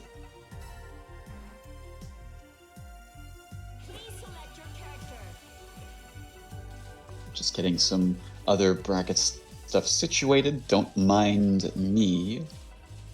All good. So yeah, Connie versus Monkey. Monkey, if you tuned in last week, was the winner of the first beta Parsec tournament that we did have, returning to defend her title in a completely different and very terrifying bracket. Not to say that last week's wasn't terrifying, but this one we have some new faces, and already we've seen a very interesting display of matches kind of going on here. And possibly a Yumi mirror match approaching as well, assuming that Connie is going to be locking in the Yumi Naoto Kurogane, and if Monkey locks in the Yumi Adachi, but it could be anything, Monkey has a myriad of teams that they pull out from time to time, ranging with like Ruby as well. I don't know, man. Monkey at this point definitely plays a good amount of the cast. But yeah, absolutely. So we've seen how Connie works, like, and how much of a threat this team is. So I'm very excited to see what exactly it'll be between them and Monkey. Just because, as you said, like, Monkey's got that wide variety going forms, going and able to, like, from what I've seen of him, he's really good at adapting to his opponents. So, yeah, let's see how things go. Absolutely. Yeah, you touched on something that is definitely a true strength of Monkey's gameplay is the adaptation factor, right? We've seen in the last two tournaments that they've played, as far as grand finals is concerned, is a reset bracket into a 3-0 in their favor. So when it comes to the long set or having to figure things out on the fly, that is definitely their area of expertise. The question is, with what Connie has been putting out there, I don't know. I think it's going to be hard to adapt to. Here we go, game one. Yeah, when you get the chance to. All right, we're already in the mix, and things are a hit and air raid. Honest 8K, half your life is gone. You ready for another one? Good throw tech. Mix, stagger pressure on point from Connie, and just gotta be careful. 5B, just quicker on the draw on that, and just look at this positioning. Look what's going on. Good throw over that Oki situation, and that's gonna be decent damage. Can't burst out of this. Not bad at all. The setup, great defense on the side of Connie here. Ooh, big old 4P there from Connie. Clutch DP from Monkey. Out of that situation, it was super tense. Ooh, mashing DP. That's the only thing I can say to that. Yes, I think there was a push block beforehand. So yeah, definitely was a mash DP that did not work out in advantage of Connie, as they are stuck in the corner against Yumi Adachi, fully locked and loaded in terms of resources. Yeah, you definitely don't want to get hit in this situation, because if you do, you're eating some big damage. Is that dead? Speaking of which, I think that's dead. If Monkey's able to stabilize this, yeah, that's it. huge damage potential. I mean, you just said it. This is a situation where you don't want to get hit. Why do you ask? That's why. 12.7K and a game for Monkey on the board. Yep, that's what I was worried about, because any hit that would have landed, big. I mean, if it didn't kill, it would have been at most a sliver, honestly. Absolutely. I will say the difference maker there was definitely Monkey's defensive decision making, you know, getting the throw off of the mistimed meaty there from Connie and then stabilizing that sandwich situation and turning the negative situation to such a good one. Look at this, already a better start for Monkey, like, you know, getting control of the situation, getting this corner positioning. Good burst from Connie getting out of that. But, you know, still, it's just, wow. Ballsy DP from Monkey, but really paying off. Absolutely. They are definitely messing around with the actor swaps here back and forth. Oh, no, this is dangerous. Oh, yes, we are stabilizing the crap out of this one. Call my assist, and I believe your Yumi is donezo. That was very smart from Monkey to stabilize that with the EX. And wow, just gets him with the double. Okay. I mean, we saw last game that was a game, or last time Connie did that was a game changer against Raiden, but unfortunately didn't play out the same way this time. Yes, Monkey just looking on another level here. You know, regardless of you know, damage output and hits, just in terms of like situations, like these two definitely are playing teams that have super threatening situations, and I would definitely say that Monkey is getting their game plan started way more often than Connie is. Absolutely, and I think that's the thing. It's like, really, it's a game of who gets their game plan going first, because that's really the situation that it is, and just it. On the whole, it really looks like Monkey's able to get that going. Oh man! And just any time that Connie like has any sort of like offensive momentum, it's just Monkey seems to have the answer to stopping that. Oh no! That was a punish for that. Yo, that's insane! Stop it! Oh no! Not able to land the end of that auto combo, so wasn't able to get the cross raid. Very good burst there from Connie. That was not going to be a great situation, but the thing that you could try to avoid ended up becoming the reality one way or another. That is the way of the Yumi Adachi. The raw Rekka on incoming. Good pickup from Connie. Oh, That was almost taken. That was a 5B. For sandwich, the 5P hits, and oh man, things just seem to go bad to worse there for Connie as Monkey is able to clutch out that win with a 3-0 victory, moving to winners finals. Hope can save you. What an absolute insane set and great display there from Monkey. I mean, as we were saying just a game ago, right? Both of their teams, we've seen what they can do. Monkey on previous occasions and Connie just within this bracket alone. You know, super explosive, cheap stuff. But I really just have to, you know, applaud Monkey for just like amazing decision making on defense and offense. And just really showing their comfort levels when it comes to the Yumi matchup overall. absolutely. And it was just like, I mean, we saw Connie just going on a tear against Raiden, but Monkey was saying, no, I'm not going to let that happen to me. And in fact, I'm going to have that happen to you. And just really proving that, I mean, yeah, you can have these, you know, unburstable setups and all of this, like big damage, but if you're not able to get your plan going, I'm gonna do whatever I want. And that's what Monkey's team's all about. It's basically, you get hit, you get stuck in block, you're holding this, and you're still holding this continuously. Yeah, exactly. I mean, definitely I think a good measure of how you're dealing with the neutral game in terms of when you're fighting a comp like Yumi Adachi, but also some other comps that like kind of rely on BZO pressure is how many BZOs, how many BZOs that you have to hold on defense. In the like scope of a full entire match. And I mean, over those like all three of those matches, there's definitely like a ton of BZOs that we saw Monkey able to implement, at least like maybe like 3 per round, it felt like. And it's just like, if you're found in that situation 3 times in a particular match, it's not a fun time. Yeah, exactly. Oh, but yeah, so next up we will have Eshi versus Isaropia. My gosh, this is going to be quite the set. Isaropia versus Eshi. Yo, hold up. Wait, Kyo just changed my avatar. Oh, no. Kyo changed your avatar? You went and picked the purple Ragnar instead of TV Cock. That's smash. Wow, Kyo.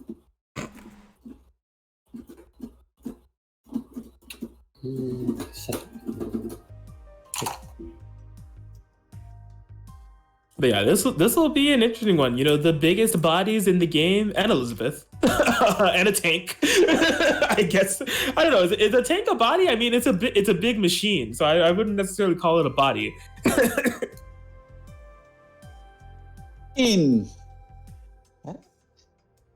I won't go into lore. Spare us, please. Yeah. I don't. Oh, you were gonna school us on the Tiger. Not the Tiger, the tank. Oh, okay. I mean the Akatsuki Blitzkampf floor. That's definitely the one that's going straight over my head. So. Yeah. I'm gonna spare the audience on that because we didn't come here for lore. We came here for sets. Came here for sets. We did indeed. And yeah, like I said, this is a good one that's going to be coming up here. You know, Iso, somebody that we see from time to time entering some tournaments here and there. I know they've been working on some side teams, most notably the Narukami Akihiko that they have in the back here. So they've entered a few brackets here and there, just trying to get that team more up to snuff to play in any matchups that they may not be wanting to play big bodies with. I don't know if that's going to be the case with this matchup going up against Eshi with Blitz Tank and Liz. It's really just going to come down to how comfortable Iso is in that matchup as a whole, because it's definitely a niche win. Absolutely. So yeah, we'll see. It looks like we've got both of them in. So yeah, we'll be seeing that very shortly.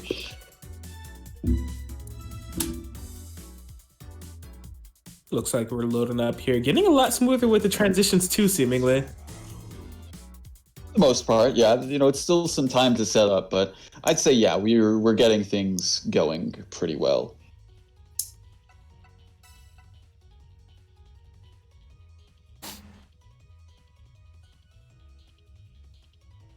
Did I jinx it? Do we have a player too?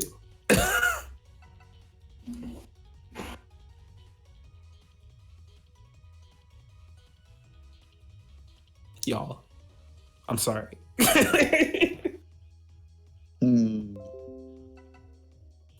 there an issue with control? Yep. I don't know. What happened? Oh, We here. We live. We live. We Hello? live. Baby, Okay. we live. Okay. okay, cool. I mean, they weren't saying anything, so I didn't know what was going on. But it looks like things are good now. Also, update on the other side of winter semis. Your Fave Scrub took it 3-0 over Ebonic Plague. Very cool. Yeah, so that sets up the winners finals format in SoCal, Monkey 4012 and Yo Fit Scrub that we'll have a bit later. So Man, currently, this loser's bracket is insane. What the hell, man? yeah, this is the roughest losers bracket I think I've ever seen. Jeez, and it's only going to get rougher. Iso, Ropia versus Eshi, Waltager versus Elizabeth Tank. I think they're just gonna go live. I'm not seeing any mention of button checks or anything like that, so I think we're going right into it. All right, well here we go. Iso starting out the wall here, game one. No? Oh, it is a button check, it looks like. I see. I guess it was just wordlessly agreed upon then. They just knew. Yeah. I just realized, is that a Potemkin color that's on Tager? That is correct. I just am now able to notice that that's a Potemkin color because it's a plus R Potemkin, right? It's a double X Potemkin. I see. Man, that's crazy. I didn't know that before. I know it now. Yep. My old Ragnar Tager team was Soul Bad Guy and Potemkin colors. That makes complete sense. Yep.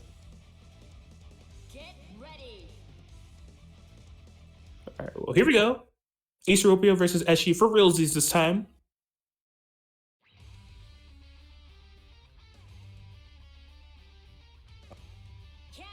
No intros needed. We are on the Parsec. Hopping straight into it. Game one.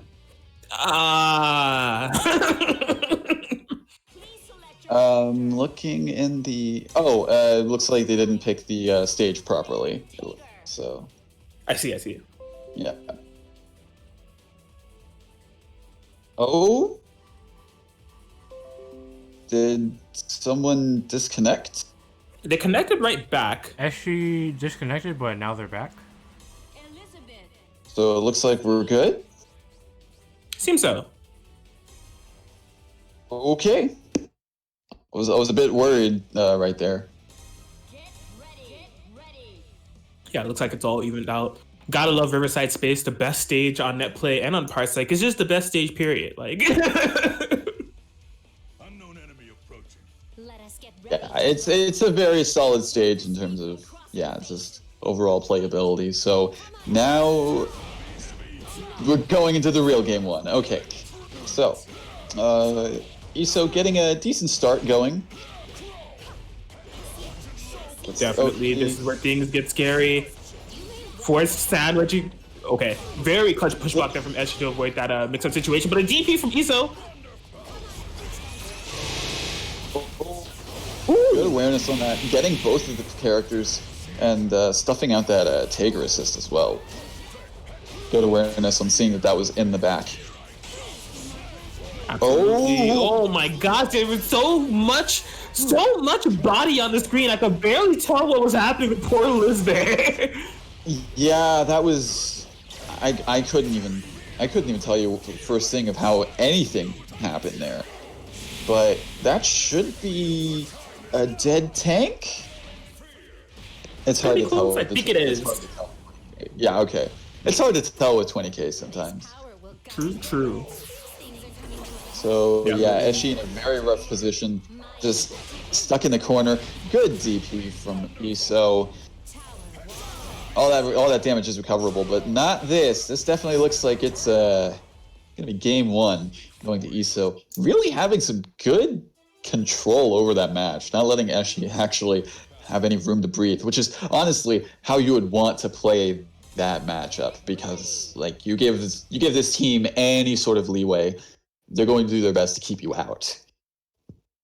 Absolutely, no. I think you hit the nail right on the head. It's definitely coming down to Iso dictating the pace of the matchup, which is definitely odd, given like the grappler comp, but it's just been a matter of very good reads and jump-ins that have really worked to the advantage of Iso. Absolutely.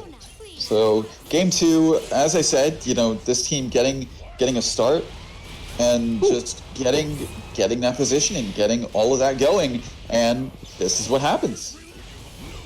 Wow. Right. Big So DP. doing very. Taker was still out? I didn't realize he was still active. Yes, and this is what we're starting to see, the zoning gameplay here from Eshi coming to full effect. Just these wall jump A's. Oh my gosh, yeah, Iso has not been deterred from jumping here at all. Eshi has been challenging with some DPs, some 4Ps and everything, but Iso is just sticking with the game plan, and look at the reward for it. Yep. And like I said, he's just got to stay in, just got to stay as fully committed as possible so that he doesn't get in that position as we saw in the beginning of the round. And so far, yeah, that's definitely paying off for him. That mix, how this damage happened was so cheap. The cross combo activation, Wald did the dash up throw. You can't see anything. Like the Tanker and Wald are similar colored. Tank is so huge. How were you going to know what was happening? I honestly, I don't even know.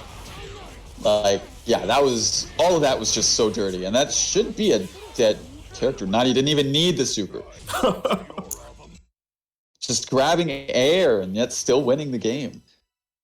This is looking like a steamroll right now. Actually, really has to get something going here and do their best to just keep this team at bay, because as we saw in the beginning of that round, it was going well, but Iso got in, and that was it.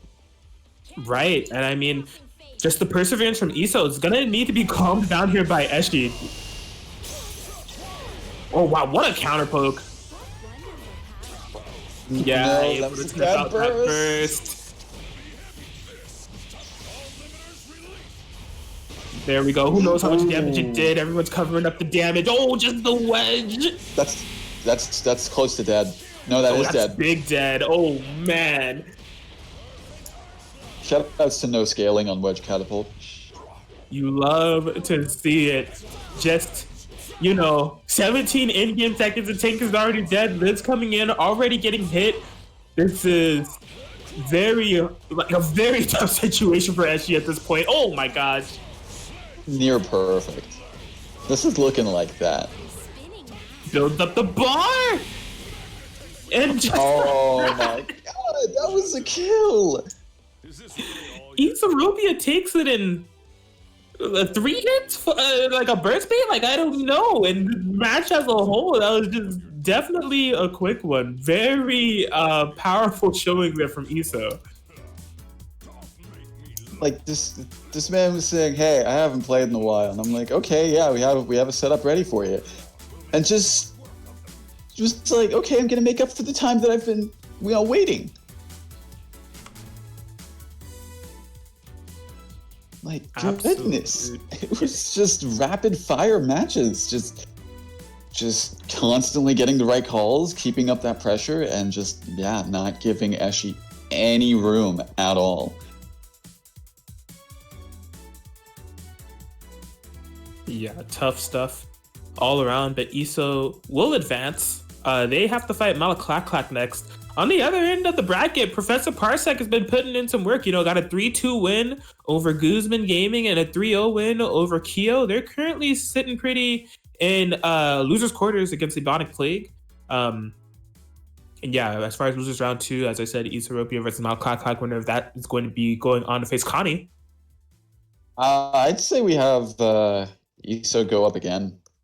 Like, I think so. It's going to be the one of the SoCal setups. Oh, for sure. So I got to get out of here and join another one. I'd say so, just because I mean it's ESO and Mala, so I'd say just have them, play on that and join that. Okay, who's on stream? Ethiopia and Malclac. Which setup? 2. Well, it's gonna be 2. I haven't called it yet, so. Let me hop in there, just so I can get in there first. Yeah, let me just change. Oh, it's already at 15. Okay.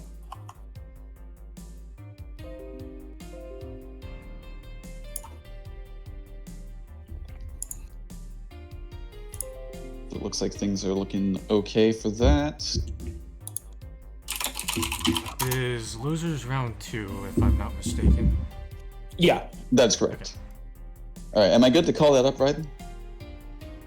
Which one? The ESO and Malik match. On stream? Well, yeah, for the stream. Am I good to call that now? So, yeah. On setup 2? On setup 2, yeah. Yeah, you're good. All right.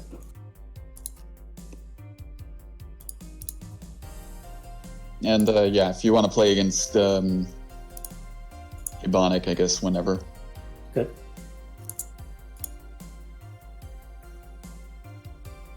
All right.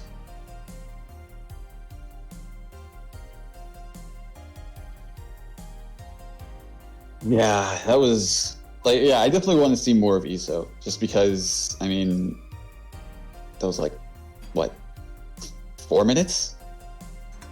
Yes, it was a super super quick match. Definitely in terms of this matchup though, they're gonna be. I did some research just now because I was like, I feel like these two have played each other before, and I feel like it was on a big stage, and like that's absolutely correct. This is a run it back from Anime Evo actually. So these two met in top 8, and Malclac took it 3-1 over Issa. So it's a little bit of a run back from there. I see. So yeah, definitely excited to see how this turns out. Then see if ESO sort of adapted, sort of has a better idea of what to do in terms of facing this matchup, and see if Mala is able to keep that going. Right, absolutely. I think this matchup can present a few troubles here for Iso.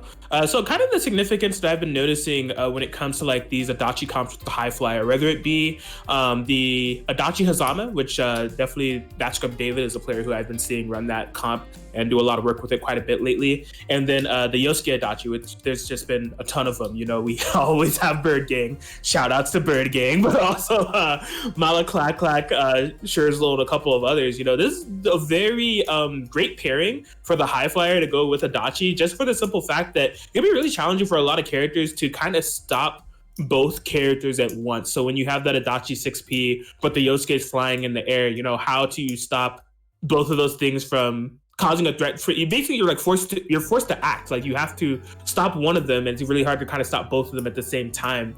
And then you pile that on with the fact that you're playing big bodies. It's not an easy thing to navigate at all. Absolutely not. Yeah, you definitely hit the nail on the head right there. Just because, they don't really What do you do as that team? What do you do against Zeo Active Switch? It's tough. You are definitely in a super messy, guessy situation, and you have one of the biggest hurt boxes in the game. It's not fun stuff. And even just neutral navigation in general, 6P and Yosuke's moonsaulting in the air. Are you really gonna try to contest that with a wall jump B? I don't know about that one, playa. It's tough. Yeah. And just because they have to go through 40k health of your team, Yosuke has the damage potential. I mean, and so does Adachi too, if they land some good hits. I mean, Yosuke has the mix-ups, he's got the damage, he can cut through that 40k quicker than you can think. Big facts. Big facts.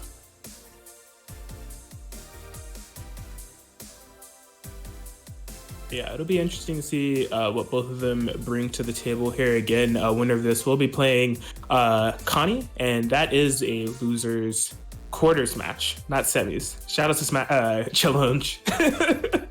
Their bracket labeling. I think I have successfully complained about Challenge brackets for every tournament I've commentated that uses Challenge brackets. I might be toxic, but like it's true. Like their labeling just I hate it so much. Why is winners finals called semifinals? I don't. It's yeah, it bothers me a lot.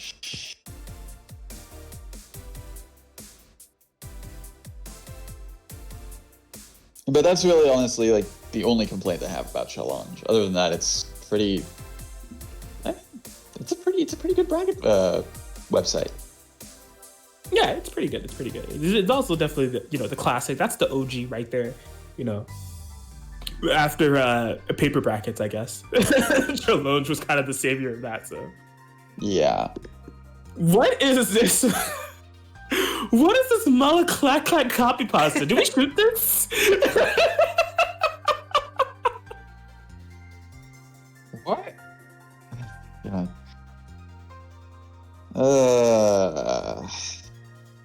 Okay, so yeah, what exactly is the holdup? We're still waiting on Malaclack. I'm gonna ping him again.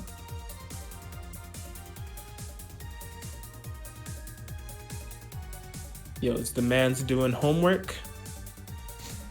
I mean, it says he's currently playing Blaze Blue Cross Tag Battle on Discord. Oh no, is he on NetPlay? Somebody check the lobby. Oh, he's on his way. Okay, he's coming. I pinged him. So I got his attention.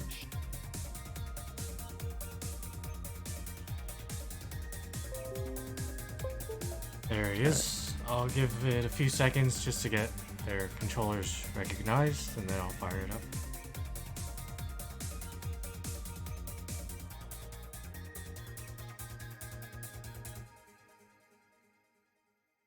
Shoutouts to Awu.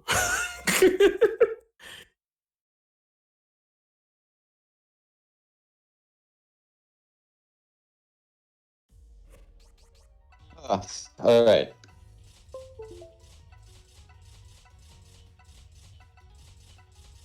Oh, all right. They're here getting the button set up. Chibi Kaka on deck. No purple Ragnas in sight. Just the way that Raiden wants it.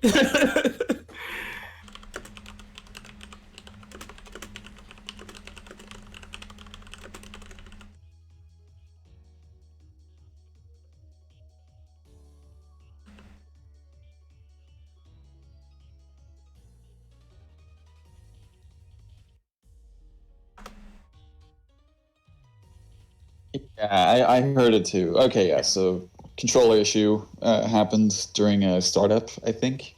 Yeah, I heard it before the match started. Yeah. I mean, before I fired up BBTAG, but I guess it didn't. Register, I guess. I don't know. It's weird. PCTAG port. Woo. To see it.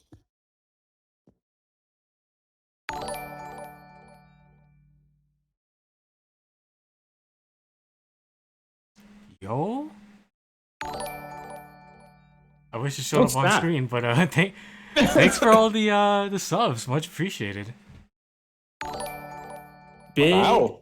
5 gift subs going to Cyrano Rock, Sugoi Factory, Faded the Dragon, Shinju Ryu, and Oh Luke.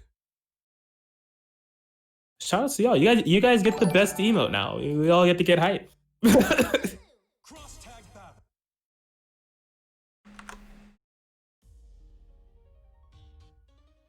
But yeah, thanks again, whoever you may be, an anonymous, kind soul out there.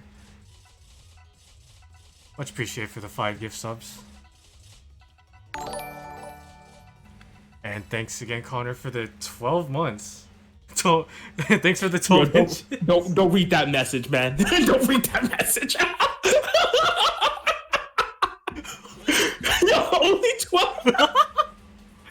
Yo, y'all never change. That's crazy. I love this. What do I even call this? Man, I don't know, man. Can we? I know Scrub is in Winners Finals, but can we DQ him? For this joke. Let's see. Are they doing button checks? I don't know. Probably. Maybe. We'll find out. Yeah. Last time ESO didn't. They sent a mind message to Eshi saying, "Hey, let's do a button check," and Eshi replied, "All right." Purely without any Discord communication whatsoever. Now the question is, do we have this transmission to Vegas? Can Malaclack pick up on these brainwaves? Spoiler alert: he sent a message. So. Oh, okay. Well, yeah, we're going in. We're going in. Game 1. Oh boy. Oh no. Oh, this is bad. This is very bad. Bad from Malaclack. Great for ESO. What a way to start. That is so cheap. What are you gonna do, man? No, that's not dead. It's super close, but it's not dead yet. Still alive, but barely breathing. Oh, and the forced DP from Malaclack. That dodge is going down. ESO is just on the speedrun territory today when it comes to these games. Landing the 2C. My mans, it's been 28 seconds. Do you have something to do? Are you on Australia time? Is it your bedtime? Are you just waking up? What's going on? Get ready. What happens? Like, after that happy birthday, just what happened? Just, I don't know. Malaclack is kill. He's more than kill. He's disintegrated, man. Oh, here we go. See if they give a better way to start game 2. It's already not a great start. A valiant match there for Malaclack. Definitely saving a lot of lives. Dropping the DP punish, unfortunate, and that's going to lead to all of this positioning. Look at this. Oh, man. Okay, well, at least Malaclack was able to get a little bit more started here. Yeah, gonna opt for the cross combo to get that active switch mix. Is exactly the type of momentum that they need. Absolutely, and so let's see how Mala can keep this going. If they can keep this going. So it looks like they're stuck in this pressure, and gotta be careful. Look at this.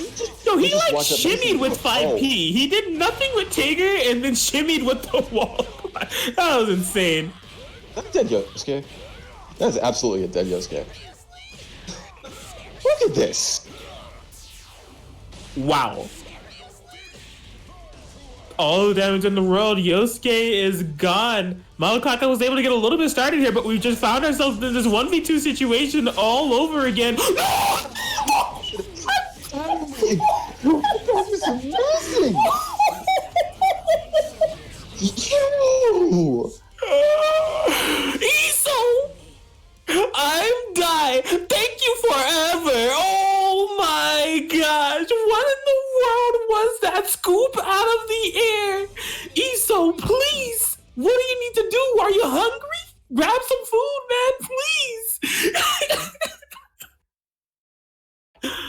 Oh my gosh.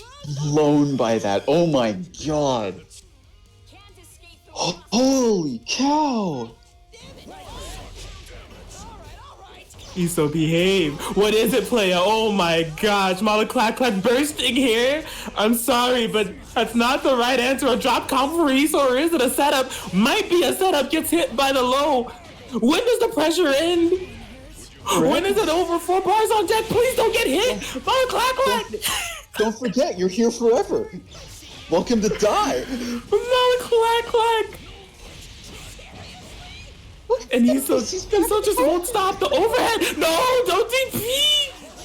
He's dead. Yosuke keeps saying seriously. I keep saying seriously. You said I'm dying, thank you forever. And when we say forever, we mean forever. Isoropia. 3-0 over Malaclac speed running. If you add up the cumulative time of the last 2 sets for Isoropia, it may be 10 minutes if we're exaggerating on the long end.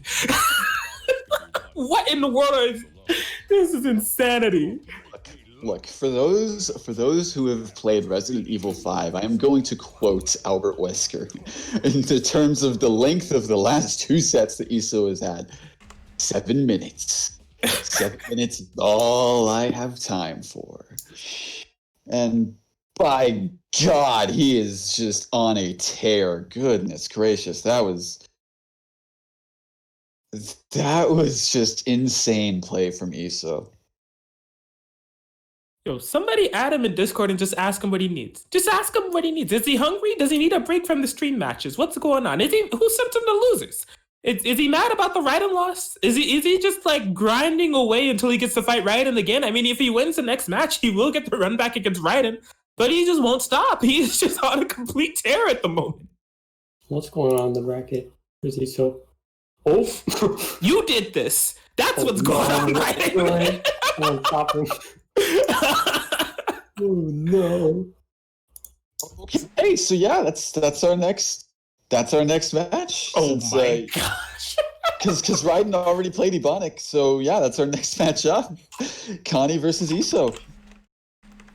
Dear Lord, what type of mystery monster have we sent to the losers bracket who is just You know, we replayed a match and I beat him, and then we replayed the match. He beat me, and then he decided to like let me have the win anyways. So he did this. Insane. He was like, "Don't even worry about it, mate. I'll see you on the flip side." Whether it be grand finals, loser semis, I'm coming. Don't worry about a thing. He sent himself to losers just to do this. Okay, so that's gonna be our next one, and that's gonna be in the NorCal Parsec. So that's on stream. Oh, we're changing gears again, or Yeah. 1 sec. I'm looking at the settings. You can join though. Oh no, I turned on the resolution on this one just to see what happens. Well, let me go in the trading mode because last time it was running on higher resolution. Okay, tell me when I should ping them for the match. Yeah.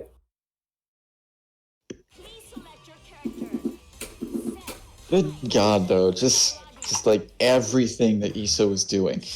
I mean, It was terrifying. Dude, the freaking call to super jump with Wald and scoop him on the tag, that was, man, I felt like my soul got snatched in that interaction. I'm not even playing. I'm like, I got out of my chair. That was too much. Because Mala did Vorpal Blade. He did EX Vorpal Blade, and I was like, okay, yeah, he's a decent call to make, keep him locked down, and then ISO just does that. No freaking way, man.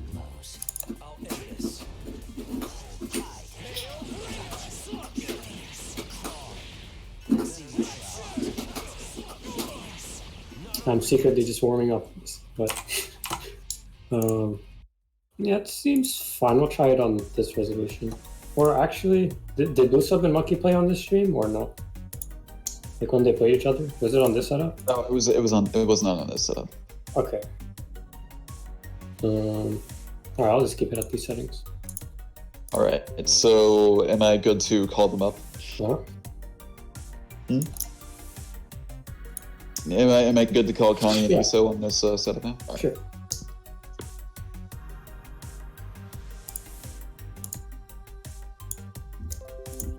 So is it me or is this bracket moving faster than the last one? Well, I do think it's also because we have a better handle on how things are supposed to be going now. Yeah. But also just a lot of these matches are just blazing through, dude. Yeah. Gotcha. As we've sort of been saying with especially Isoropia, just these last two sets were not really Yeah. It wasn't really any contest, honestly. Yeah, I mean, if you add up the cumulative time Ethiopia has spent in their last 6 matches, just in terms of game time, for a normal set, it would maybe be 2-2. Like, it could possibly be 2-2 in that normal set, but Ethiopia just like, I don't know, man. Yeah. Well, it's not over. All right. We have a ton of Yeah. more matches to play. Yeah, so let's see if Iso is able to keep this up. After this is everything on stream, right? After this, I guess everything during else. this, everything's on stream, yeah. Okay. Yeah. Okay, I can sit back and watch. That's cool. A lot of this whole bracket is like the kind where it's like I really want to watch this, but like some things just have to be off stream, unfortunately. Unfortunately, yeah. I mean, there's a lot of good sets that I really wish we could have been able to see. But yeah, as it is, you know, we got to keep things moving. We can't, unfortunately, have everything. Yeah. Whew. All right. All right. Going into it, let's see if this force to be reckoned with can be stopped. We will have to see. If we had to pick anyone in the bracket to do it, Connie could be a good choice just based off the solid play we've been seeing so far. But this is a whole another beast. Game 1. Okay. This is a great start. I know that it literally just started, but this is already a fantastic start for Connie. Setting the pace with the 5A, setting up the sandwich. All right, still getting out of that corner positioning. That's better than a lot of other people so far. Okay. Yes. Ooh, what a backdash. Ooh, I was going to say, if he's able to convert off of that, that's godlike. What a grab. See, that's the thing. No one really expects, oh, you're going to grab the grappler? What are you doing? Right. Oh, okay. That was almost super big for Iso. But there's a lot of drops happening from Connie so far in this set. Like, I feel like there should have been a lot more damage happening on Connie's end than what Iso's been able to pull off. Definitely. These two definitely going back and forth in terms of bursts and everything. This is kind of like the biggest unburstable damage confirm we've seen so far in the set. Oh, wow. That's Bursting bad. on That's block bad. here. That is Yeah, that very is not a bad. good one. That's dead. Didn't even need the meter. No meter necessary. Yeah, coming in with the Yumi, gonna challenge with the 5A. I like. He pulled him into the wall 6P. That could have been called out. That, I was gonna say, he had two situations. Oh, boy. That's big, Dammy. The big Great here for Connie here. Wow, 11K on that punish. That was a big turnaround. That made us what clashed. Oh, boy. Not able to kill, not in resonance. Yeah, definitely has to call in that resonance for that. No, that's dead. Yes, that was a fantastic bait on DP there from Connie. And finally, some brakes have been put on this man. Ethiopia has been put to a temporary halt, right? A game on the board there for Connie. Fantastic play. On both sides, honestly. Like, just... Ooh, this is definitely a set to watch. Like, I'm very glad we're lucky enough to have this going. Because, my goodness, this is a nail bat. What? What? Man. What? This is happening? That may be the most cursed 5 seconds I've ever seen in BBTAG history. I've seen a lot of cursed matches, but yeah, I almost have to agree with you on that. Well, I think that was like a last second reaction because sometimes you hit the buttons a little too hard when reacting and you drop the input. I know I do. Yes, but oh my goodness. Oh, that's big. Oh, that's even bigger. What? Oh my god. Yeah, the Yumi is definitely big dead here. I guess just the question is how many resources are we spending to do it? God, I was like, when is this combo gonna end into super, please? And yeah, only needing to use 2 meter for that kill to kill. And now it is all up to Kuragane. I mean, able to do it, but still really rough. I mean, you're going to have to go through at least, what is that, 30k health? And that's not a way to start things out. Ooh, that's a better way, though. Yes, nice call out there from Connie. Oh, double 5P confirmed, nothing more, nothing less, but the resonance is wasted on the Kurogane now. Oh boy.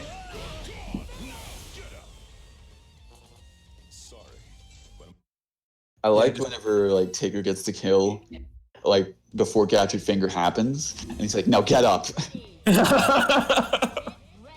It's like, you're asking for the impossible, man. Like, what do you want them to do? Well, what he wants to do is he wants to continue the punishment.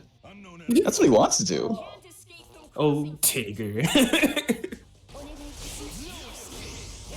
This is, oh my goodness. Okay. Yeah, committed to it. Connie trying to bait a burst. Iso saying no, but this is still a fantastic 4P call there from Connie. That's the thing. It's the 4P of the gods because, you know, it just reaches so dang high. Yes. Oh, this is a good start. This is even better. Wow. I'm very interested on that routing there from Connie in the first place. There wasn't a burst available there for Iso. Was possibly able to get an unburstable scenario on the DP punish, but didn't get much, but still keeping the pressure going. Unburstable damage. Use more unburstable damage. Never mind. Alright, Iso's definitely got, I was going to say he's got to be careful because this wall's bleeding, but now this wall's dead. Yes, great placement there from Connie to get the 5B happy birthday. Just solo Tager. And I gotta say, you know, going into this matchup, solo Tager is definitely a tall mountain to climb, but if I'm gonna be picking anyone on this day to do it, it would be Iso. That's the one time. Oh my goodness. We're starting off, baby, the wedge. Into the corner we go. Good on Connie to not burst there. Go! Iso, behave! Iso, Ropia, did you see that snipe? Can't be serious. Throw tech. The defense is on point too. It's not just my offense. We keep it going. Solo Taker comeback. Could this be? Okay. This is big. This, I mean, he's got Connie on the back foot. Oh! Not What a dead. drop combo for Connie! Oh, what a big DP! That was big. huge for Iso! I don't think that's dead. Is that dead? No, that can't be dead. Double spark broke confirm into the corner.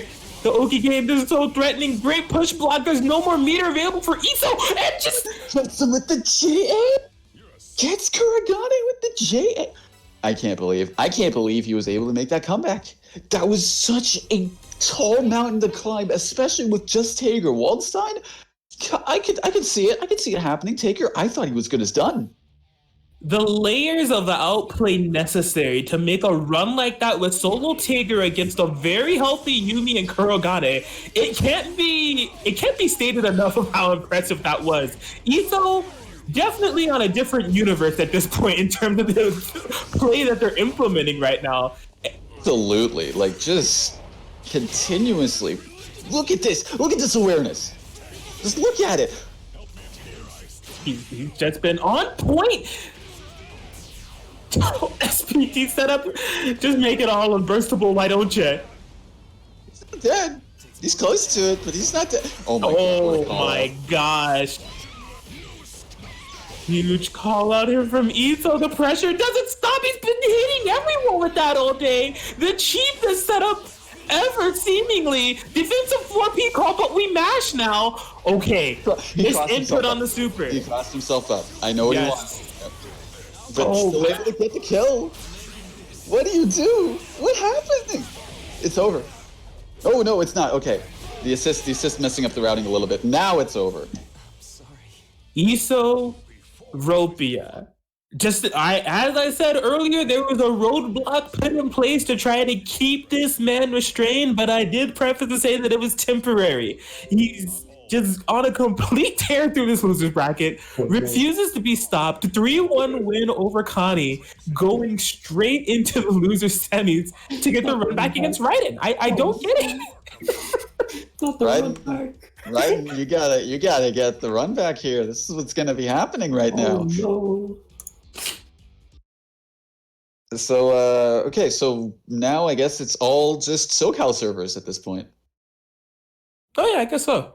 Yeah, Oh, what? it's Oh, all cool. SoCal. SoCal top 4, baby. Okay. I need to. Where's the Amazon? Need to close that one then. Who goes up? Is it Monkey first? It's gonna be ISO and you. Oh. Okay. So which one are you connecting to? BBTAG 2? I'll go to the second one, yeah. Okay. Meet you all over there then.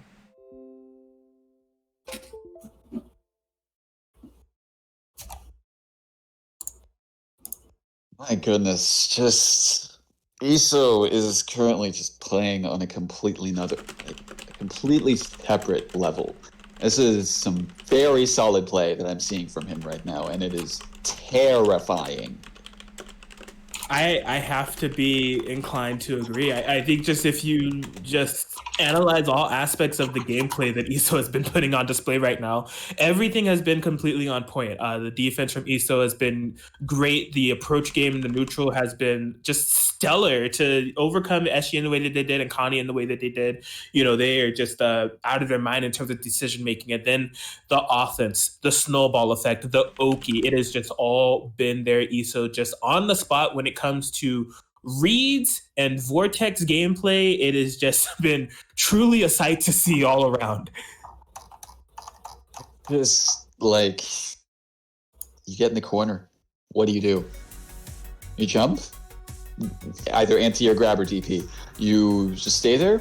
You're getting active switch grabbed. You try to attack. I mean, you're just gonna get hit by the meaty. Like he's so far he has had pretty much all of his bases covered. Absolutely. And 40K Tager Wald as a team comp is not one that is rare by any means. Like, there's definitely a lot of players that play that team comp and a lot of notable players at that. I think what definitely separates ISO from the rest of them is definitely his emphasis on aggression. I think that ISO is a very aggressive and very snowball type of 40K player, to where just like they're definitely going to make sure that every interaction they have with you on hit is going to hurt a ton. I mean, we definitely not sure in terms of the combos. We keep seeing them. We're like, is this going to kill? And we're like, oh, not only did it kill, it was meterless. Nice. Like, yeah, absolutely. That was because like a lot of the time it was just like these combos were just going for so long, and I was like especially one of them that was on Yumi, and it was just like, man, those diamonds are flashing yellow. When is this ending? And yeah, extending it to the point where it was like getting enough hits in, getting enough damage in to where only needed to use 2 meter instead of the 4. Insane display here from ISO Ropia.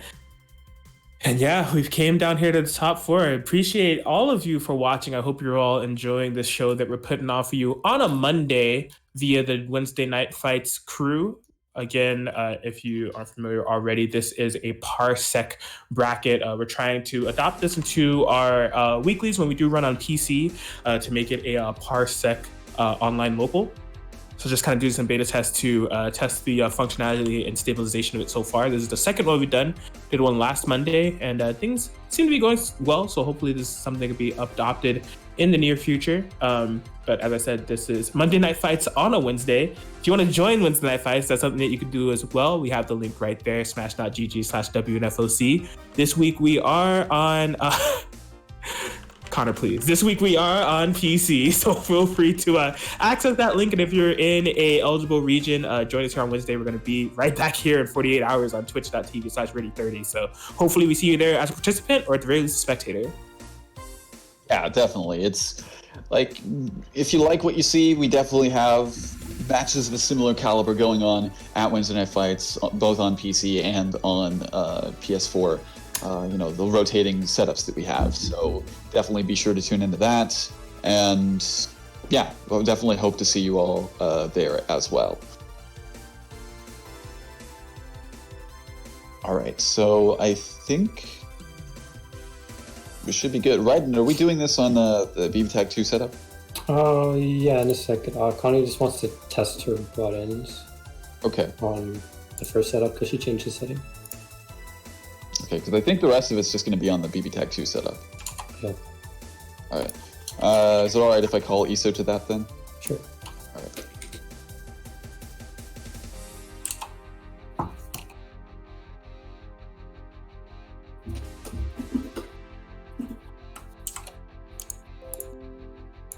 Thanks again for your patience, everyone. Hope you're enjoying the Valhalla music in the meantime.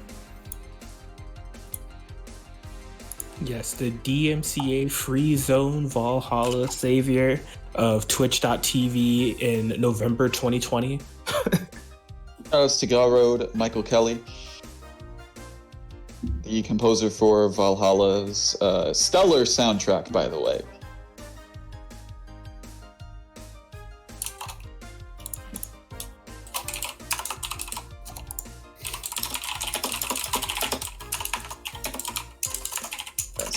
Getting next match set up and underway. Guess will give us just another moment. And taking this time once again to shill a very good friend of ours in the name of Chitin Books.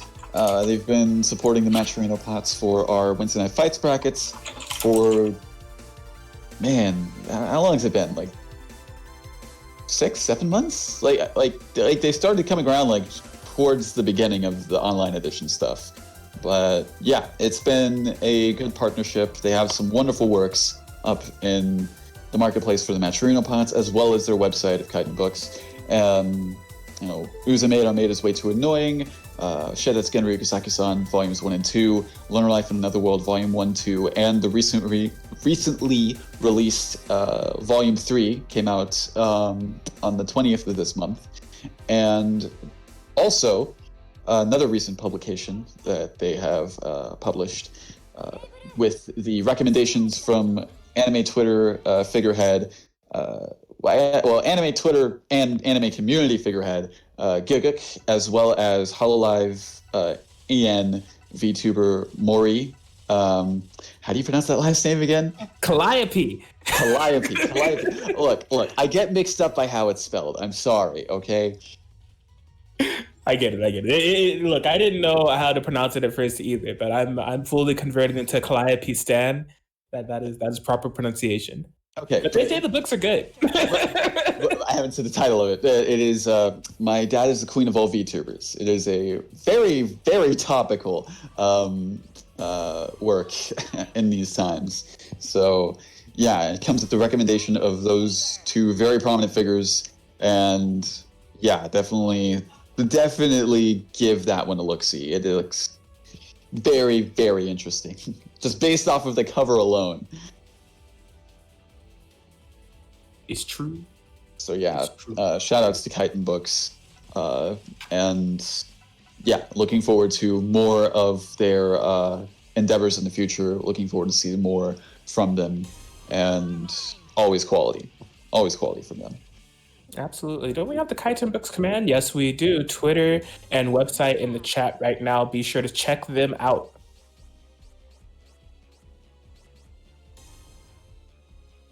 All right. Well, if this is true to the matchup that we're going to, I don't know what Raiden ran in the wintertime, if it was this team or the Seth Hyde, but this is definitely. What's up? Yeah. I played these Susanoo. So I got a Interesting. I see. Well, they're logged in to the Carmine Mika for now, and I mean, definitely Raiden has been, from what I'm able to see, having a lot of fun with this team. But right now, they need to turn that fun into results because Izo's just on a whole another level. Game 1. Wow, big burst bait, but no punish, unfortunately. Still be able to find a hit, though. All right. Life back on the Carmine. Forward sandwich situation. This is scary here for Etho. Does not block the active switch. Keeping up somewhat safe pressure, gets a happy birthday. Unfortunate drops, but that's going to be a dead trigger nonetheless. So this is definitely different from the norm from what we've been seeing from Etho's sets. Absolutely. You know, Raiden has just been in full control, seemingly. I mean, what do you do against this? What do you do against this pressure? The only solution that I can see is the one that we have on the screen right now, which is dying, unfortunately, for Iso, as Raiden is going to be getting that game one in, again, what was just a big display of offense and great assist usage there from Raiden all around. The pinwheels, the Mika 6Ps, it was just all fantastic. It was just complete control on his end, with Iso not really having much of an option. At least not really much of an option that we could see. Yeah, and I mean, in terms of defeating Iso at this point, if your approach is to not let him play, I think that's not a bad idea at all. Absolutely. Oh boy. Getting the active switch grab. Okay. This is... wow. Just sees that Raiden smashing, it's like, okay, I'm gonna TP that then, I guess. What a conversion! Did you see that snipe? One of the most beautiful snipes I've ever seen in my life. The burst punish, and this is exactly what I was talking about. If your counterplay to Iso is not to play the game, that better be what you do, because if not, this could be your future. Iso playing the game, character dead in 30 seconds. Okay, so this is a big reversal from what we've been seeing last game. All right, great patience here from Raiden so far, just finding the complete proper moment to get that reversal super off. The implication is, you know, Raiden spent a lot of this resonance time blocking and now getting hit. Not really going to have that as a comeback factor at this point. And now this is looking very much in line with what we've seen before. Wow. Yeah, Raiden seemingly allowing a lot of it to rock on the success of Mika Charge Jump B. Unfortunately, not enough to overtake the massive life lead that Iso had going on for them, and they're able to take that game too. It's 1-1. Raiden sticking with the Karma Mika, not going to be switching to the Seth Hyde here quite yet. Yeah, I mean, it worked out the first game, so I understand like why he's still sticking with it. But yeah, I don't know. Depending on how this might go, we might want to consider a different option. Definitely has the pressure on to set up and execute. Great burst punish here to start it off.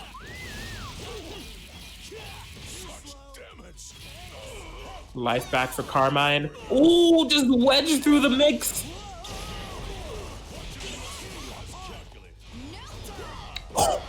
Yeah, Iso has been so clutch on those wake-up backdash with Tager. They've been working out quite a bit. Fantastic anti-air conversion here from Raiden. Mistimed. I think they might have been going for an unblockable situation there, and look at the punish for it. Whew. Was that really the setup that you're working with? Looking really rough. Then that's dead. Jeez. The 2A into the throw. I mean, the 2A hit, but he just does a sneaky dash up with wall Tager covering the body. You can't see it.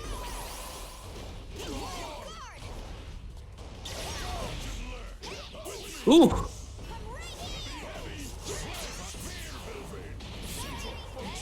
Oh, wow. A clutch reversal super there from Raiden to get out of that situation. Oh, just still, yeah, powering through with the Mika missile. There's an invul on it, so just going straight to that spark bolt.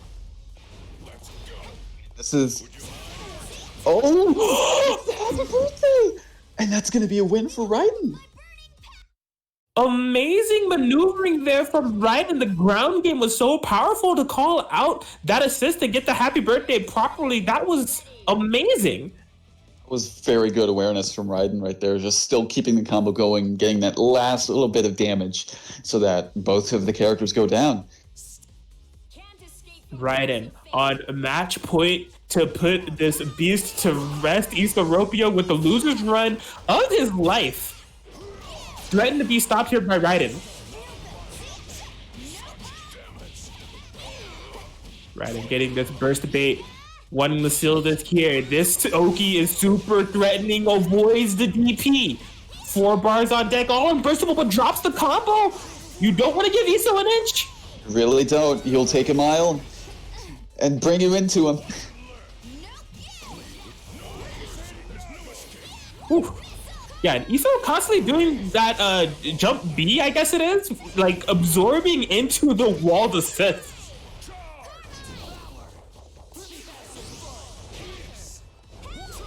Okay. Yeah, pokes on the Carmine to get him out of there, nullify the cross combo altogether. No burst available here for Raiden. No problem. Just gonna fly away from the mix, buddy. Just DP's out of that. This is... I mean, this is still anybody's game, honestly. Yes. Oh, whiffs the grab, but, you know, still able to tech. Catches him off the stare down. And the neutral game from Raiden has definitely needs to be noted right here. Just opting to fly with Mika and play this really turtley runaway game plan to see if Iso can basically stop this Mika. Oh my gosh. That was cheap, but Taker's lifting with the sliver. Oh, what a proper check right there. The 2-8 check for Jays. And oh man, Iso in a ton of trouble here. Solo walled. Raiden has Iso up against the ropes. His damage is quite a bit, but it won't quite kill. We saw the solo Taker come back. Could it be the solo walled? Huge 2-8 check here from Iso. Cashing into the super now. This Oki is everything. All right, Raiden able to get this started. This is a great start for Sandwich, and the beast has been slain. Raiden able to take it 3-1 over Isoropia with the Mika Carmine.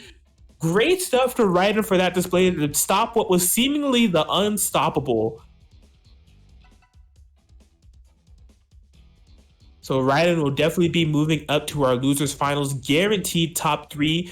Great stuff to them. But I mean, I gotta hand it to Iso as well. What a amazing display from them as a whole to run it back this far through that losers bracket, which is, you know, can't be stated enough. One of the sights to behold is definitely this losers bracket and bracket as a whole, because there's definitely been some killers all throughout this bracket altogether. And that run that Iso had was definitely something else. But Raiden, aka Assbeater420, aka Professor Parsec, able to put an end to Iso there. Great set.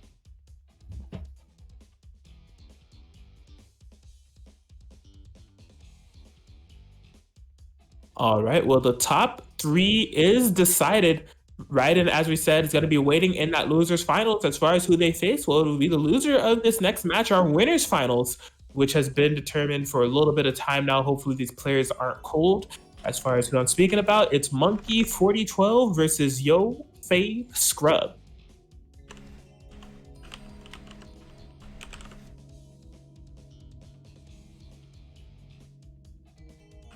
Okay, I'm gonna test something on this setup real quick. For sure. And It did look a bit choppy for us. right. Huh?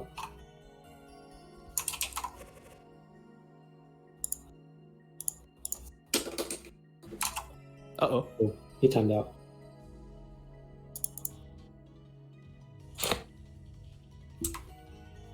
This game does not like running in window All right. corners. All right, there we go. All right, I'm back in.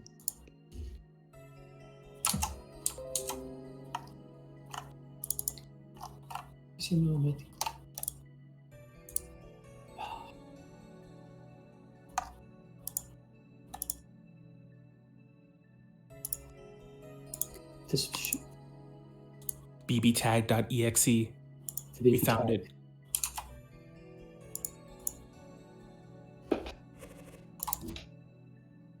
You got a face rig on your favorites. You think you're a VTuber?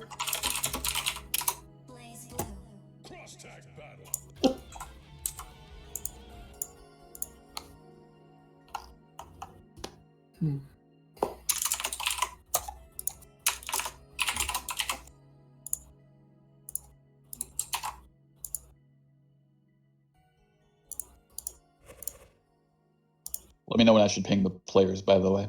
Please, blue.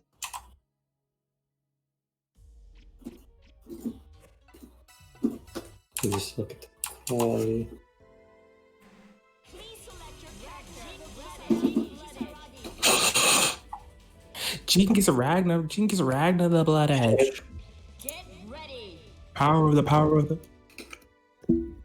Okay, this better. Even better.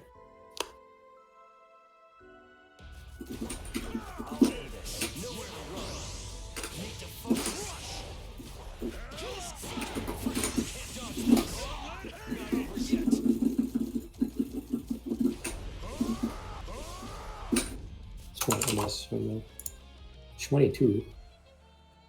Alright.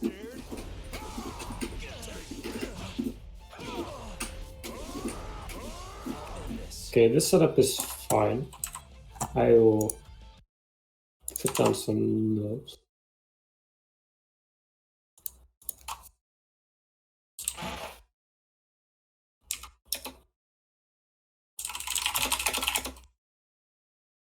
Cool.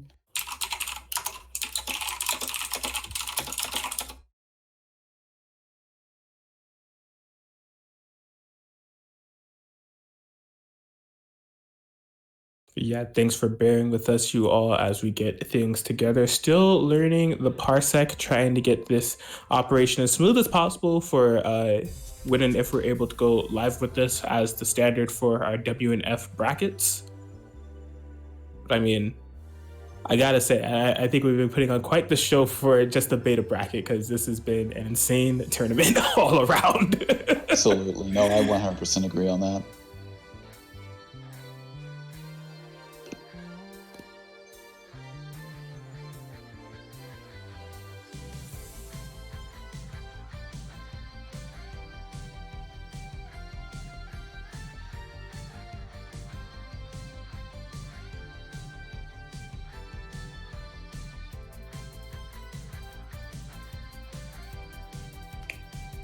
Okay, I think I'm good. Cool. I just think for the future, I'll just keep every game like the windowed lower resolution and windowed mode instead of full screen.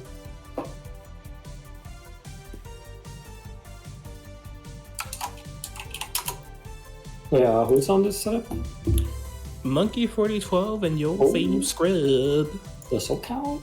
The SoCal. So it's only SoCal in top 4. Yep.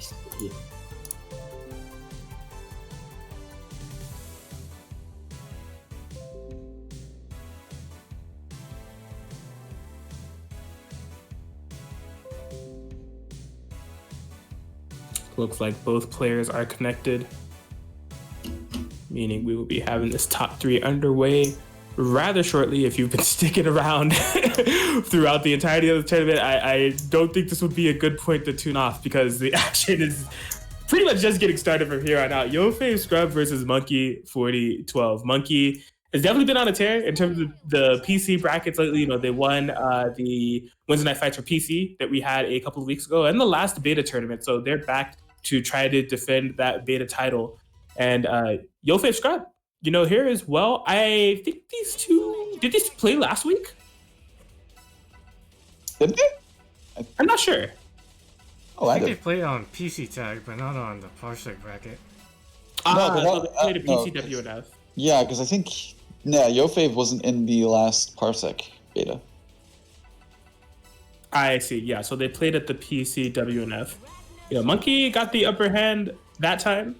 So see if Scrub is going to be able to make the proper adaptations to become victorious this time. But based on the gameplay that we've been seeing Monkey implement so far, Scrub, no! they, He what put happened? Endgazer.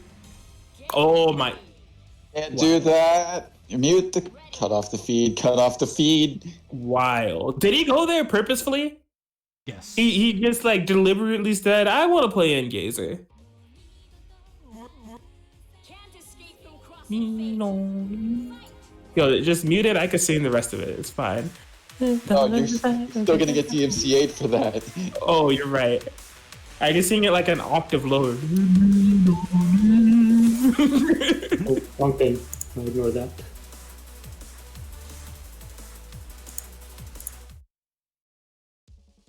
But nah, as I said, Monkey playing on like another level in terms of the bracket, so Scrub's going to be able to overcome the run back from PCWF a couple weeks ago. They're going to have to be digging deep, because Monkey has only lost one game throughout the entire tournament so far, and that was to Blue Sub, where they got the 3-1 victory. And then the 3-0 victory over Connie, who has definitely not been a slouch in this bracket at all either, so...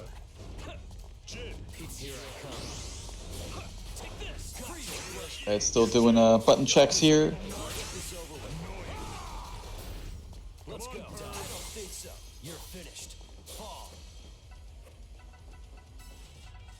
The Botornis.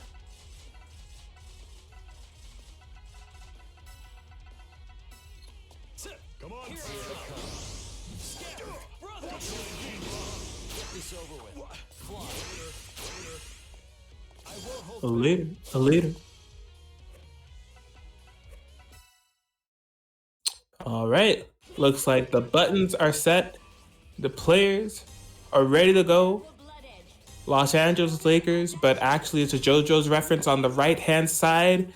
Team BBTAG in 2020 2.0 edition on the left-hand side. No end gazer in sight. Sector 7 locked in, and we are here. Monkey 4012 versus Yo Fave Scrub winners finals. It's going to be a match to remember. Nice. Come on, I have to drop one of those at some point. I like it. All right, game one, y'all. Here we go.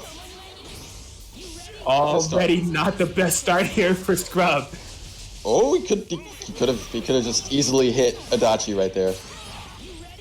Yeah, I think he was just super mixed on the scenario that was going on there. Able to find an opportune burst, instantly going into a throw here.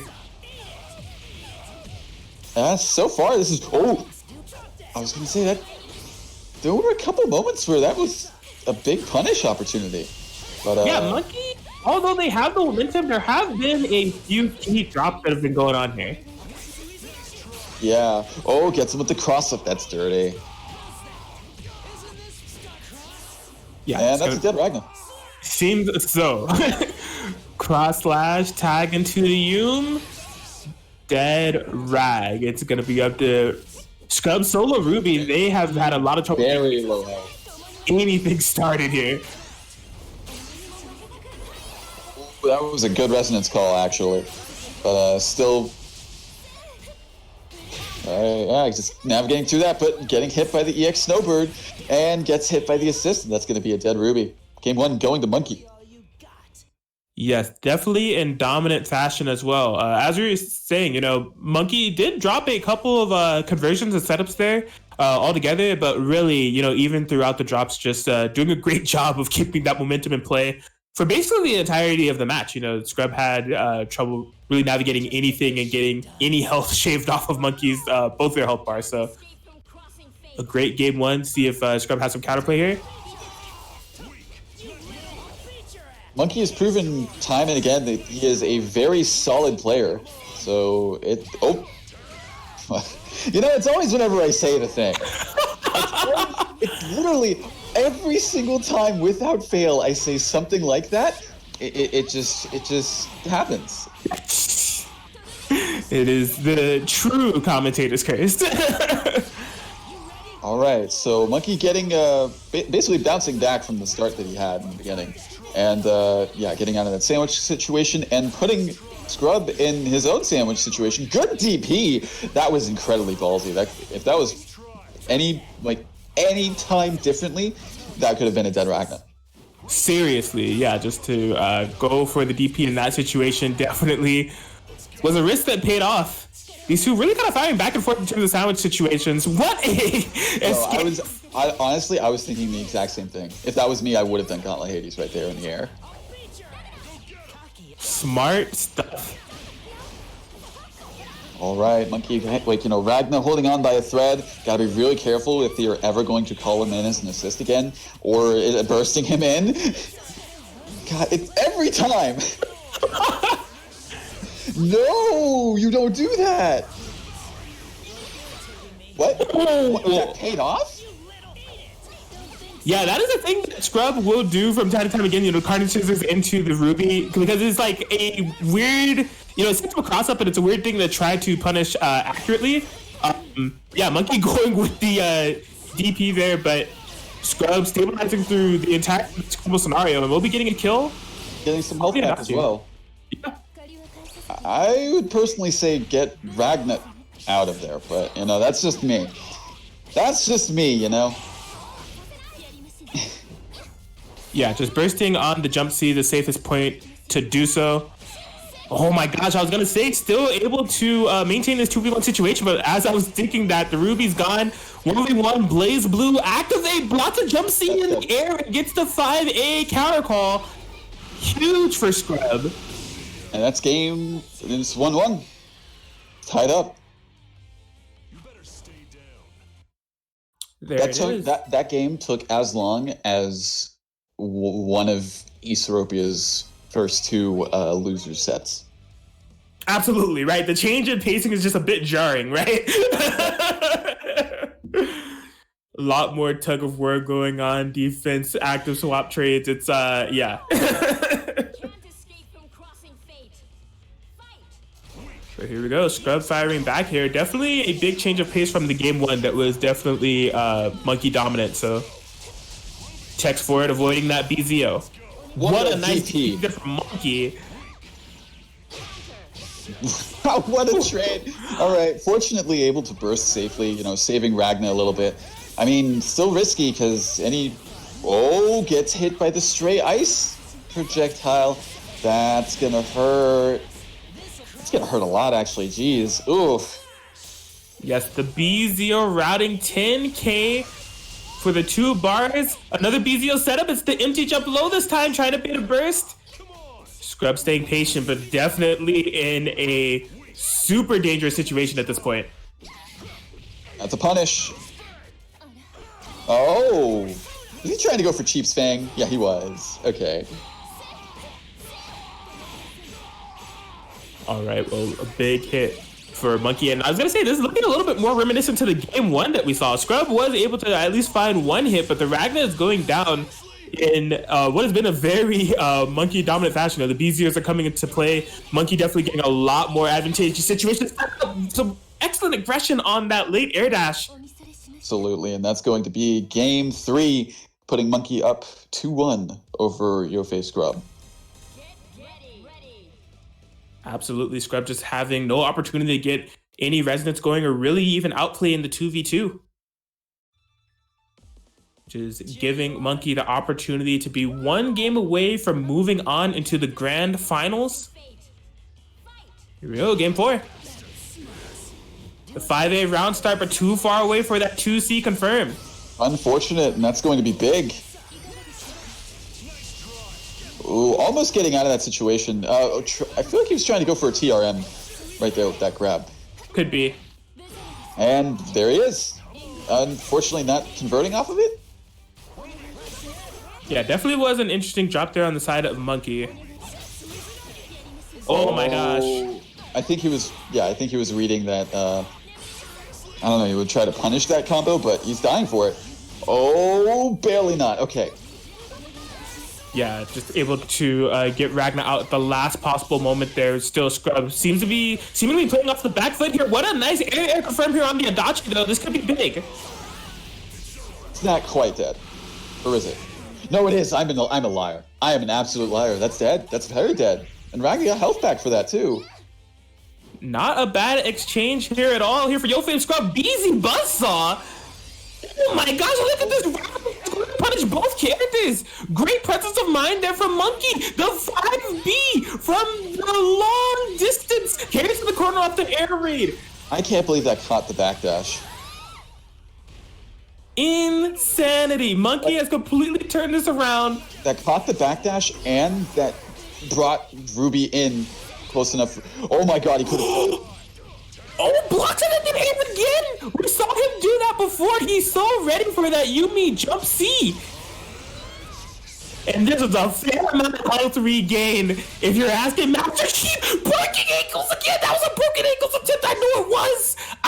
I know. If you check the input history, I guarantee there was a 214C that was embedded within those inputs. But it's a jump C, and I guess we take those two. It is tied up 2-2. Again, it's the Ragnar the Blood Edge experience right there, ladies and gentlemen. Insane. The solo Ragnar comeback here from Scrub. This is coming completely down to the wire. And now Scrub getting some pressure here in the early game. Very significant. I'm pretty sure that was a cross-up right there. Not intended, but still, cross-up nonetheless. Meets him air-to-air, because keeps on winning these exchanges. This is big. He's got all the momentum so far. And Adachi's still getting hit right there. Oh, wow.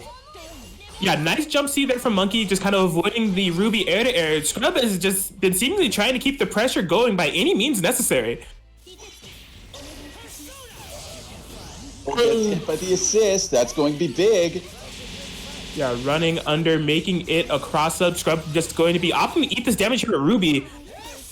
Has to be careful about the risk taken from here. The push block to bring in Ragnar. Yep, good awareness and finding out that, already did the JA. Wow, gets him with Hades, gets him with the low too. Oh my gosh. Both Yeah, of them Scrub is jumping in any means necessary. Gets the burst punish, but no confirm. No. Oh, just can't the combo. That was 2 prime. I was going to say that was 2 prime opportunities to kill Adachi, but he does it again nonetheless. Oh, that was... Ooh. Okay, that was... This is risky. Oh boy. This 2v1 scenario, you could tell that Scrub's trying to keep up this momentum, not die to any stray 5Bs that we saw from the last set. Blocking that jump C in the air, the 5A not making contact this time. We saw almost every single time he blocked that JC, he was ready to punish with 5A. And that caught him the win. Oh, good DP. Ragnar's got... Oh, I was going to say Ragnar's got so much health to work with. Is Yes. it dead? Oh, yeah, it's dead. He's got the meter. Absolutely amazing routing to make sure that he was able to build up the proper amount of bar in order to seal the deal. And yo, fave Scrub taking it 3-2 over Monkey 40-12 in what was a amazing set all around. Was insane. Like, I gotta say, that was just... Whew. Like, especially like how that game 4 ended with just... how close everything was, how it was just like one mistake was proving fatal, and then Ragnar just heals literally all of his health back, basically. And it's like, yeah, what do you do? What do you do? You got you had it in the bag, and now you gotta do at least 2 combos to kill him now. Yes, absolutely. Just a true test of resiliency on both players, and really just the level of seeing both of them being able to make those 1v2 comebacks. We saw the one with Scrub on the Ragnar, but we also saw Monkey kind of implement the same thing with the Yumi. Just really kind of goes to show the level of play we have on display here for this is a beta bracket. We're trying to test for the future of W and F, but really this tournament has just been insane all around, and it's not even over yet. We're within top 3. We will be seeing Monkey again, and they are going to be going up against Professor Parsec Raiden. Absolutely, and I'm definitely looking forward to seeing how this set plays out as well. Because Raiden and Monkey both have been basically training buddies with each other. Yeah, we play on Parsec a lot. Yeah, so they're familiar with how this is like supposed to feel in terms of like the how inputs are supposed to respond, and just like how the both of them sort of play, like both of their play styles. So I'm interested to see how this goes. Absolutely. And I mean, this is over just the last few weeks, right? This is a set that we've been seeing quite a bit, from last week's beta tournament and from the WNF PC that we had a couple of weeks ago. This was our grand finals for both of those tournaments. And in both instances, we made the observation last week that it felt like deja vu, because in both instances, Raiden coming from the loser side, Monkey in the winner side, Raiden able to reset the bracket And then straight after doing that, Monkey making the proper adaptation and getting the 3-0 win. So you have to imagine with that context in mind how we're going to see this set play out, because this is losers finals. This is not grand finals. So with Raiden getting the upper hand in those sets initially, it's going to be up to Monkey to essentially, make that adaptation quicker in this term of a shorter time span of a set without that reset to kind of rely on. Absolutely, yeah. So, yeah, this will be interesting.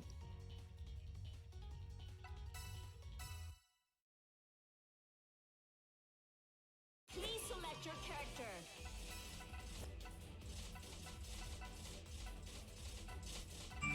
But yes, here we go. Miles of context here in terms of the sets that we've seen and the sets that we haven't seen, as Raiden has already duly noted. This has been the Parsec training partner. So they definitely know how each other play. I imagine there's not even going to be any button checks. They're going straight into it.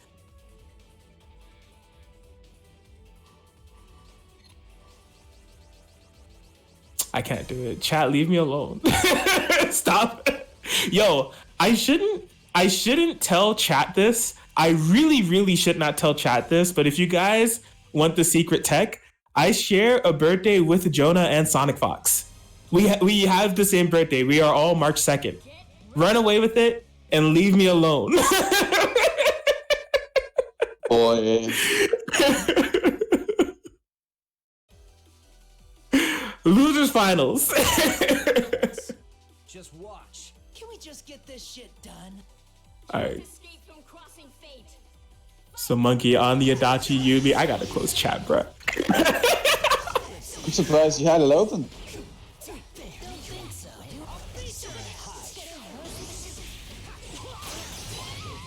Oh wow. So far it's I don't know, somewhat even. What? That's punishing. Don't you throw that 236 BFB player. I'm ready. That was really good awareness by Raiden there. What an anti-air. Yeah, that was fantastic. The round confirmed too. Just excellent awareness. Great setup here too. Into the command throw. There's 4 on deck. Yeah, we're just going into supers. Don't even think about bursting. Your set's already dead. I calculated it 10 seconds ago. Crunched the numbers and found the result was death. Basically, now it's just up to Raiden solo hot. Oh, yeah, that is something that we're going to be seeing a lot of. Tries to get through the pressure there with the projectile invul, but Raiden definitely opts to push block a lot of assists and then do a counter poke button straight afterwards. It catches a lot of people off guard. It's barely living, but I mean, it's gonna be. Oh, that was a good punish opportunity, but unfortunately he wasn't able to do it, and that is going to be game 1 going to Monkey. Looking solid. Yeah, a great game there for Monkey. And as we were speaking about the context, right, it definitely is, from what we've seen, Raiden usually gets the upper hand in the first set, but it looks like Monkey is playing no games, hungry for that run back against Scrub, who's waiting in the winner's side of grand finals here. Well, your insulator cuts. Just watch. If you want Absolutely. Can't escape from crossing fate. Fight. high. All right. Yeah, the 5P call. Getting rid of that Yumi here opens up a situation for Raiden to find a hit accordingly. Some good momentum to get started here. Could be a little scary here for Monkey. The double overhead. We're still going in. Please watch for falling rocks. Oh boy.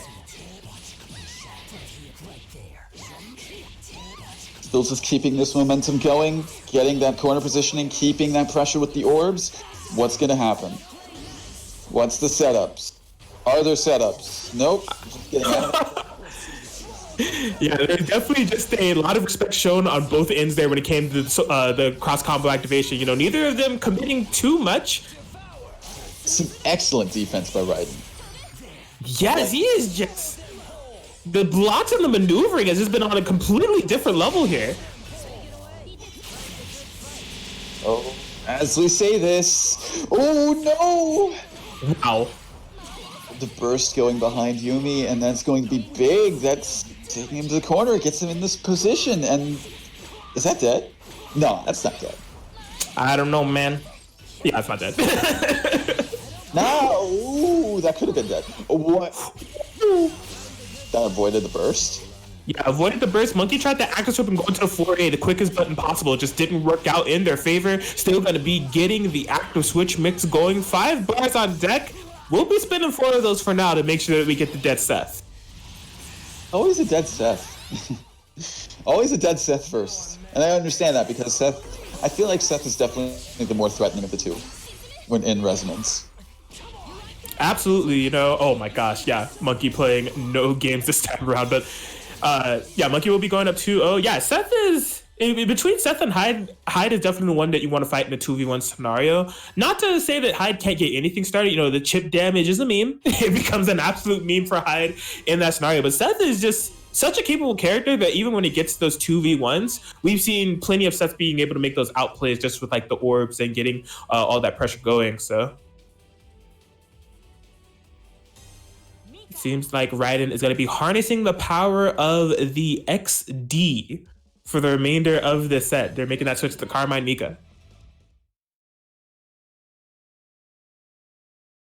Yeah, I don't know. It's hard to say if this is going to work out or not. I mean, after you've lost 2-0 with that other team, I mean, what other option do you have? Because it really didn't seem like he had everything going 100% for him with that team.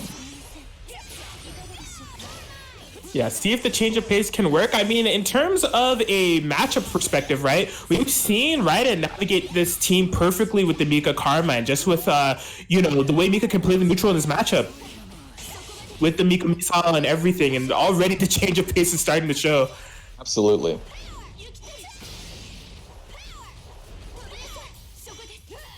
That charged JB is degenerate, let me tell you. Almost got to confirm that off of the air Mika missile, just unfortunately the hit stun wore off. The longest shimmy in the world. I dare you to do anything. Slide into this mix-up wedge. Slide into it face first, yep.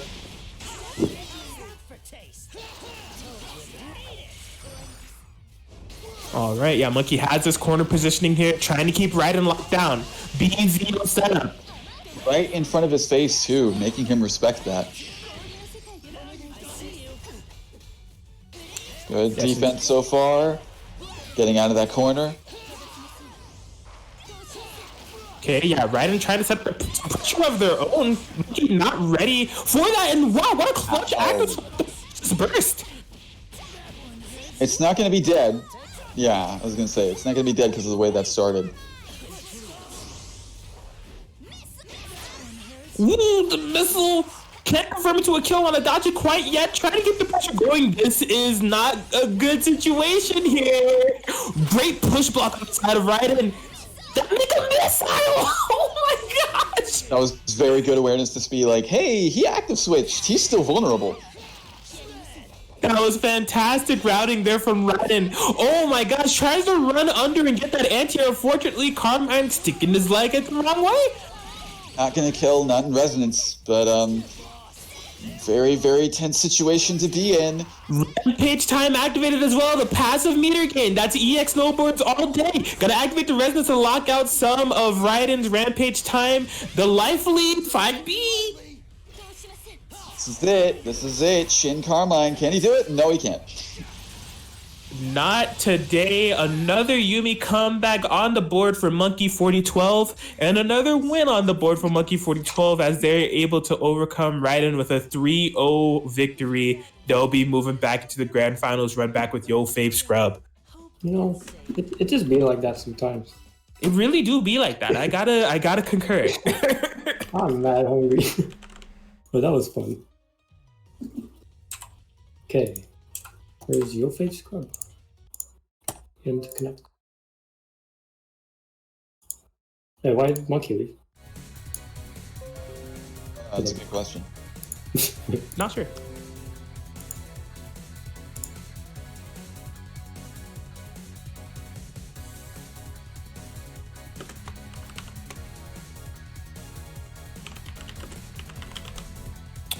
But yes, we have reached the grand finals of this BBTAG Parsec beta tournament that we've been having going on here. What a run that it has been. Look, if you're watching this point and you got to participate, just thank you for putting on a great show, because like this has been a super fun tournament to commentate. I'm sure the viewers concur. This has just been an absolute ride since we started a few hours ago. And we're finally reaching this conclusion, Yo Fave Scrub versus Monkey 4012, the run back. Yeah, I'm looking forward to seeing this. If the last set they had was any indicator, this is going to be very exciting to watch. Absolutely. And, one thing we have to note, that adaptation factor on the side of Monkey, them facing a Monkey in the long set is definitely something that seems to be a bit of Monkey's specialty, as we've seen from these latter sets. So they have the matchup knowledge against Scrub and how that matchup ended up playing out, and Scrub's adaptations. How is Monkey going to play around this, especially not being in the grand finals on the winner side? They need to reset the bracket. They carry that momentum on into a tournament win if they want that first place. Are we going to be seeing the Adachi Yumi? Could it be a swap at the start? Who knows? Excuse me. You good? You good? But here we go. Setting up the Batonis as per usual. Based on the character selection, I don't think we are doing any button checks here. Monkey not doing any character swaps either. I think we're just going to be going right into it.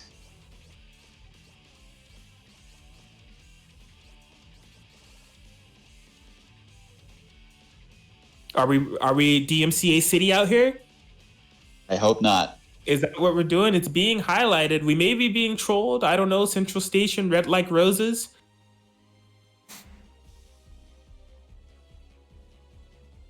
I don't know. It's being thought about deeply right now. There's some thinkums going on right now. Yo, somebody hit up Rooster Teeth on Twitter. Tell them to tune in to BBTAG right now. Okay, no, we out.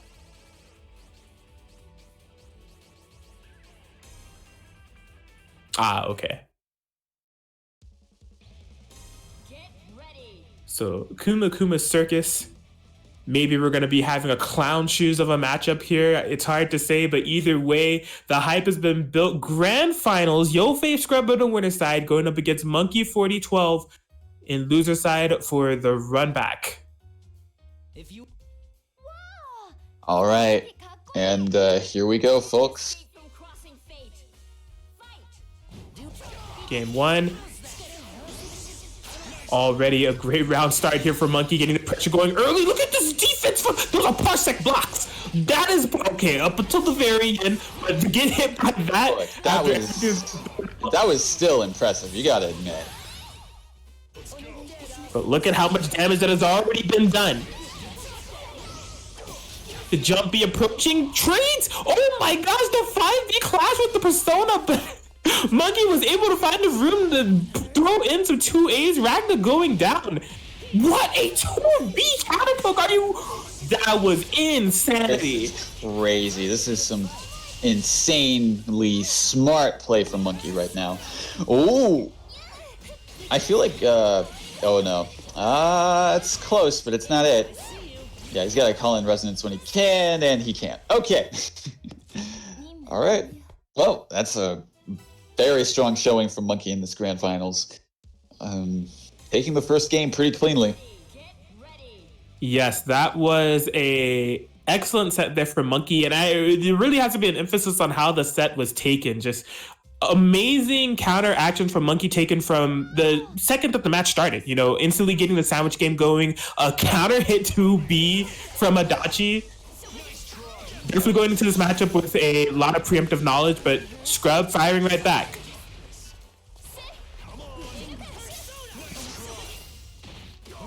Ooh. Oh, both of the throws have been paying off for Monkey so far. Absolutely keeping this unburstable.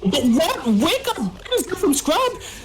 But a dropped combo. Couldn't get as much life or damage on the board as they would have liked. Yeah, that was unfortunate that they both went at different angles from that blood scythe just because of the height differences. So yeah, it's going to be unfortunate. And putting Ooh. Oh, that's yeah. Had to do that. Absolutely had to do that. Yeah, unfortunate for Scrub that Happy Birthday was dropped because it could have ended a lot worse, but still in terms of the pacing of the matchup, still definitely in Monkey's favor. Great navigation over that 236B, a big call here for Scrub. The life bars are pretty much even at this point. Yes, the 2 Monkey gets a decision, makes the right one. Proper burst timing. Ooh, yeah, he did nothing. That's big. Is that dead though? Yeah, kept it all burst safe, didn't spend any meter for now. The 2 staggers have hit, and we go straight into the super. Adachi dying in like the most burst safe possible way. Absolutely. That caught? It seems so. Monkey has just been the master of these like max range 5B confirms seemingly. Okay. Yeah, forced to do the push block there. Monkey trying to make this comeback. Oh my gosh! The 5B, but not in range to get Ragnar. Scrub will be confirming off of this accordingly, wasting a lot of the resonance time. What's going to be the okie dokes? Push blocks Ruby, but does the reversal super. Not close enough to punish another one. Possibly could have Carnage Scissors that, no? Don't think so. Not with because he gained the meter afterwards. So I don't think he would have been able to punish that with Carnage. Yeah, no meter. I see. Well, either way. If he had it beforehand, then yes, absolutely. But no, not afterwards. Just because of how long the hit stun was and how, yeah, afterwards she basically could move. Makes sense. I definitely trust the Ragnar experiences in this chat from everyone that's in this chat more than my own. So, Game 3.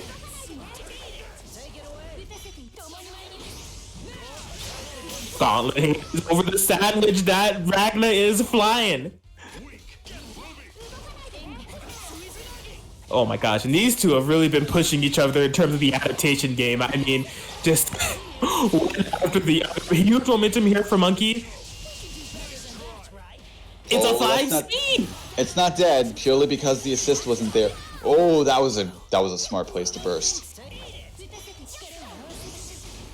Yeah, the double jump. No way you confirmed that. Version. I can't believe doing the AZO, just noticing that Scrub has been opting for those teleports a lot to deal with the sandwich situations. Then the AZO and the confirm all together was huge for Monkey, but we could be looking at trouble in paradise. Scrub, can you tell me how it's about 2C stars with Ragnar? Oh my gosh! Getting the first bait with the DBD! Whoa! Where is all this momentum coming from? But it is exactly what he needed right now. Look at all of this health that Ragnar gained back. The zombie Ragnar undead, seemingly this defense, Parsec defense.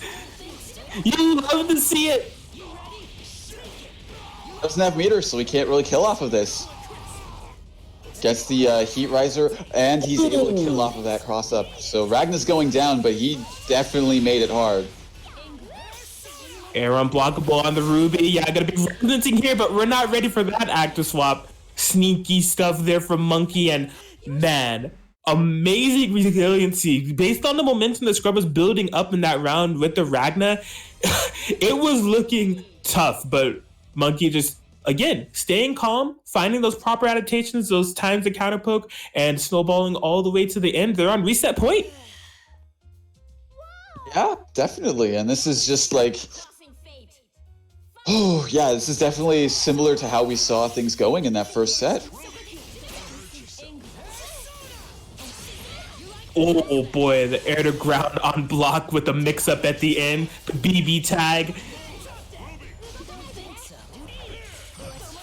Okay. Yeah, here's the BZ empty jump low. How many options can there be?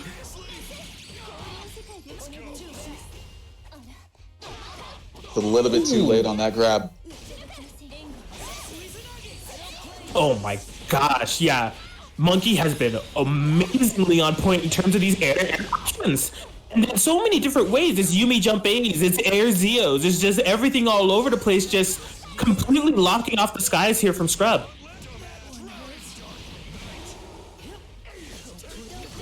One hit, yeah.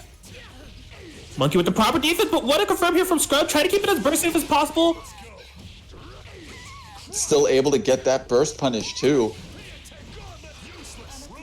Oh, unfortunately drops on the JC. But I mean, hey, Ragnar still gained a decent chunk of life from that, and he's losing all of it. Unless, yeah, he's bursting through that. So, yeah, gonna be losing Ruby, and it's all up to a solo Resonance level 4 Ragnar, and never mind. Yes, that is a reset bracket. Scrub was definitely at the point where they were gonna have to, you know, pretty much choose who they wanted to die at that point. They opted for Ruby to bring in the Ragnar, believe in the meme for life still, but Monkey 5 steps ahead. Oki is hit, and the bracket has been reset.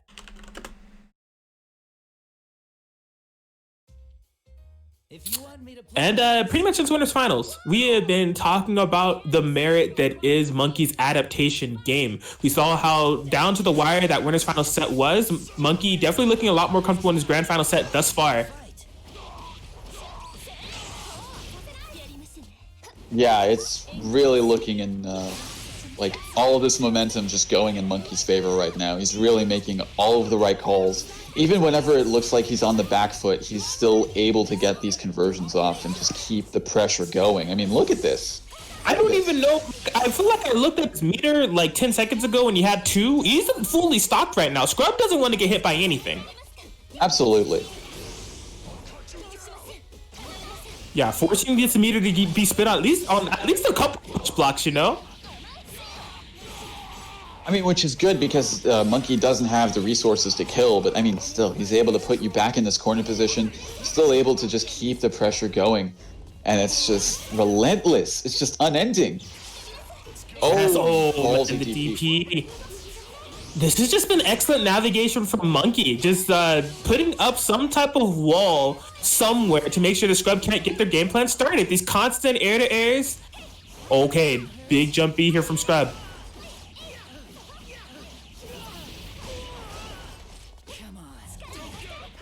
Oh, sandwich unburstable? Okay. Yeah, wasn't able to kill Adachi, but still gonna be able to get the Punisher on Yumi.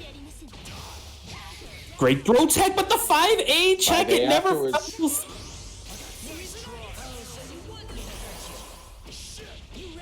The confidence. Wow, that was insane. The combo to top 2, we're killing Ragnar for this.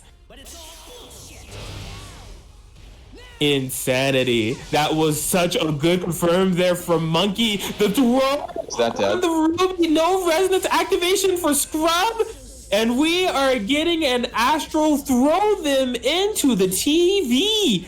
Who done it? Who stole the BBTAG netcode? Who put us on the Parsec? It was Adachi the entire time. A masterful case he knew from the beginning.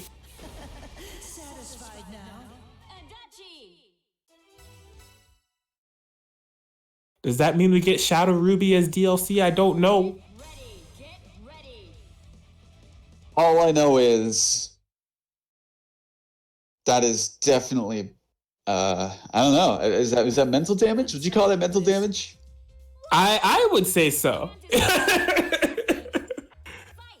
But I mean, Scrub definitely has a stronger 42 than I did, because like just based off that round start interaction alone, you know, amazing what's finished there.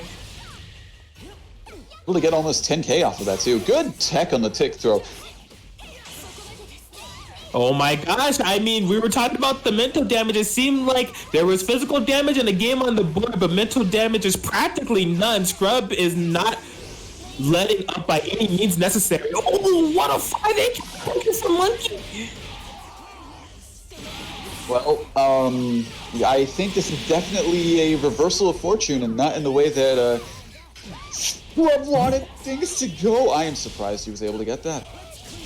Insane, yeah, Scrub wanted the DP, but a dropped combo from Monkey. What, you got super ring? You got super ring? That's crazy. There was no burst or anything? What happened? What happened? I can't believe the decisions from both players there. Nobody chose to super. Monkey didn't choose to burst, and just lost for that. I can't believe it. Monkey, the combo drop in general, and then Scrub landing really could have just gone in the super, but opted not to. Insane interaction here. This grand finals, man. Mistimed throw, your 2+ amigo, wait a couple of frames more. Maybe on PCTAG it would have worked, but in the land of Parsec, the setup sandwich here for Scrub. All right. Plus frames being a detriment. Okay, yeah, good awareness doing the DP whenever he did the air dash already, spending his aerial movement options. Getting, minor. Whoa, that was smart holding back. Gets with the 2B counter hit, catching and mashing, and God, we were talking about mental damage being a possibility from that astral, but oh my God. I can't believe the routing there. I thought it was going to be an active swap to Ruby. He said, nah, I just got a 5B here for you. Oh boy, this movement. This is getting tense. Big turn around here for Monkey. What's going to be the decision maker for Scrub? Jumps in to force a sandwich. Gets a push block out of Monkey. What a DP there. Oh my gosh. And we spend the cash on site this time around. Yumi is going down to solo Adachi here for Monkey. That's dead. The counter hit confirmed, does it? I didn't even get to finish my previous thought. We were talking about that astral possibly doing some mental damage to Scrub, but it just looks like that spurred him even harder and just lit a fire under him. It's exactly what seems to be going on. It's the way of the SoCal. We've seen Shin Guzman activate off of the phone still. Is this Shin Scrub activating off of the astral, or they're at tournament point? Monkey popping the BZ. Let's clean this up, because definitely a mess has been made. Let's takes him corner to corner. Yo, gets him with the 4P. Not able to confirm, but gets him with the throw anyways. Oh my gosh. What are you mashing? Get out of here with that. Oh, no. Wow, good backdash. Avoiding the 5A. Oh my gosh, just force sandwich. Yeah, just forcing Monkey to spin all of that meter on push blocks. All 3 meters gone there for Monkey. A clutch 5A to find, though, just to kind of stabilize things. And even though the meter is gone, that doesn't mean we're short on damage. 9.3k BZO setup. Oh my gosh, but this stabilization was Scrub. There's no burst available for Monkey. That's dead. Oh, that doesn't kill me. I had to make it meterless. Oh, what the fuck? Total steal.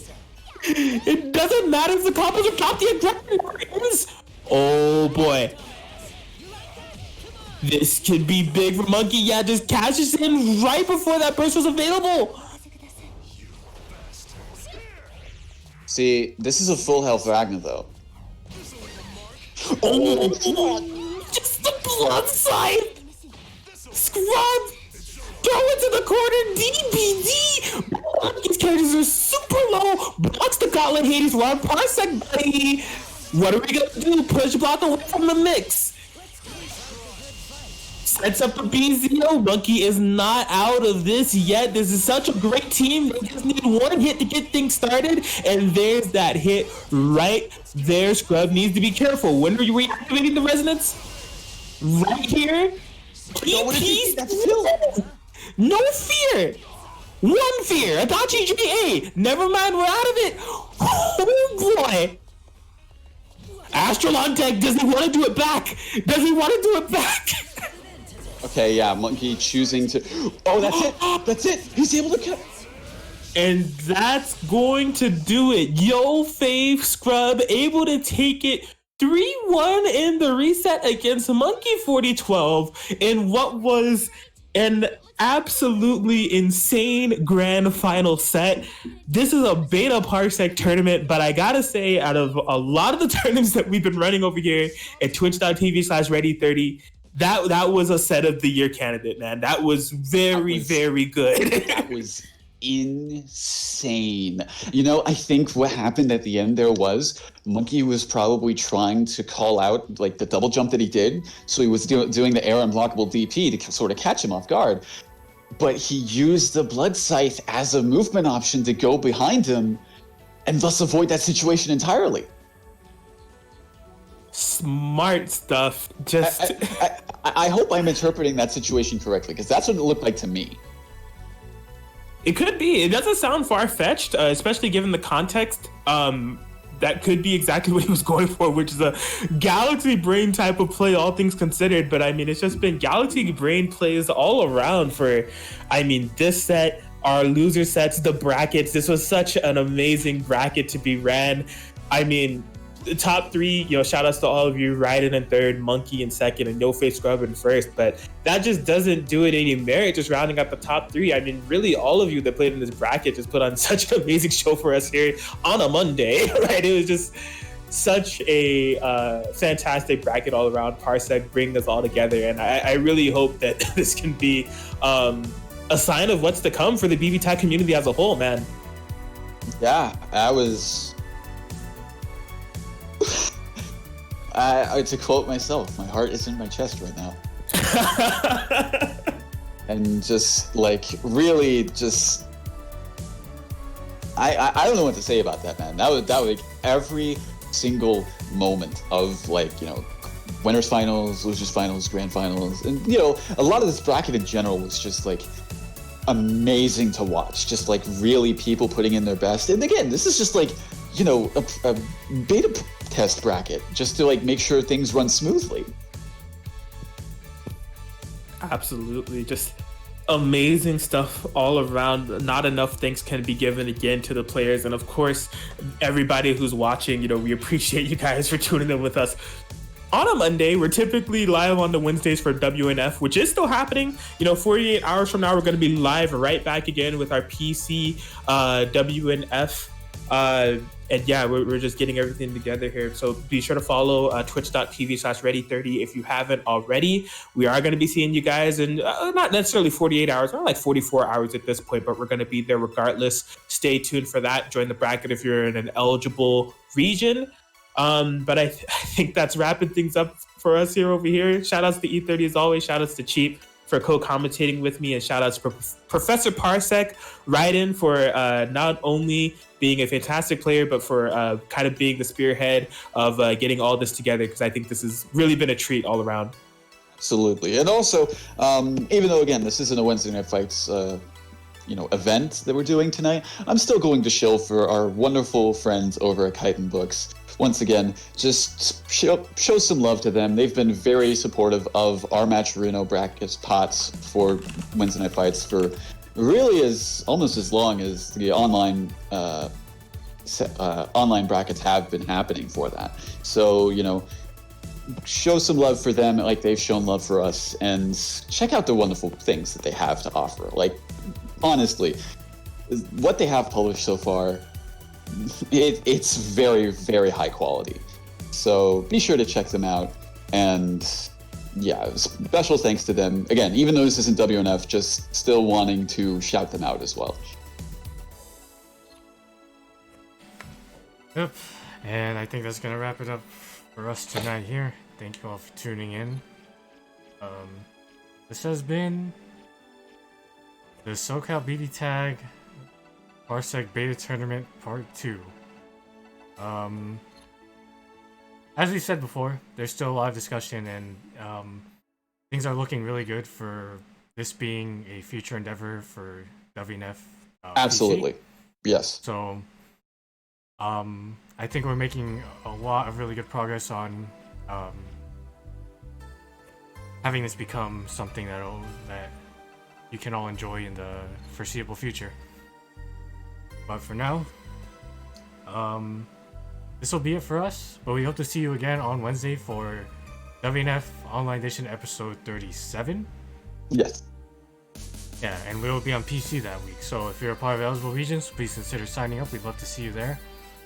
But that'll be it from us.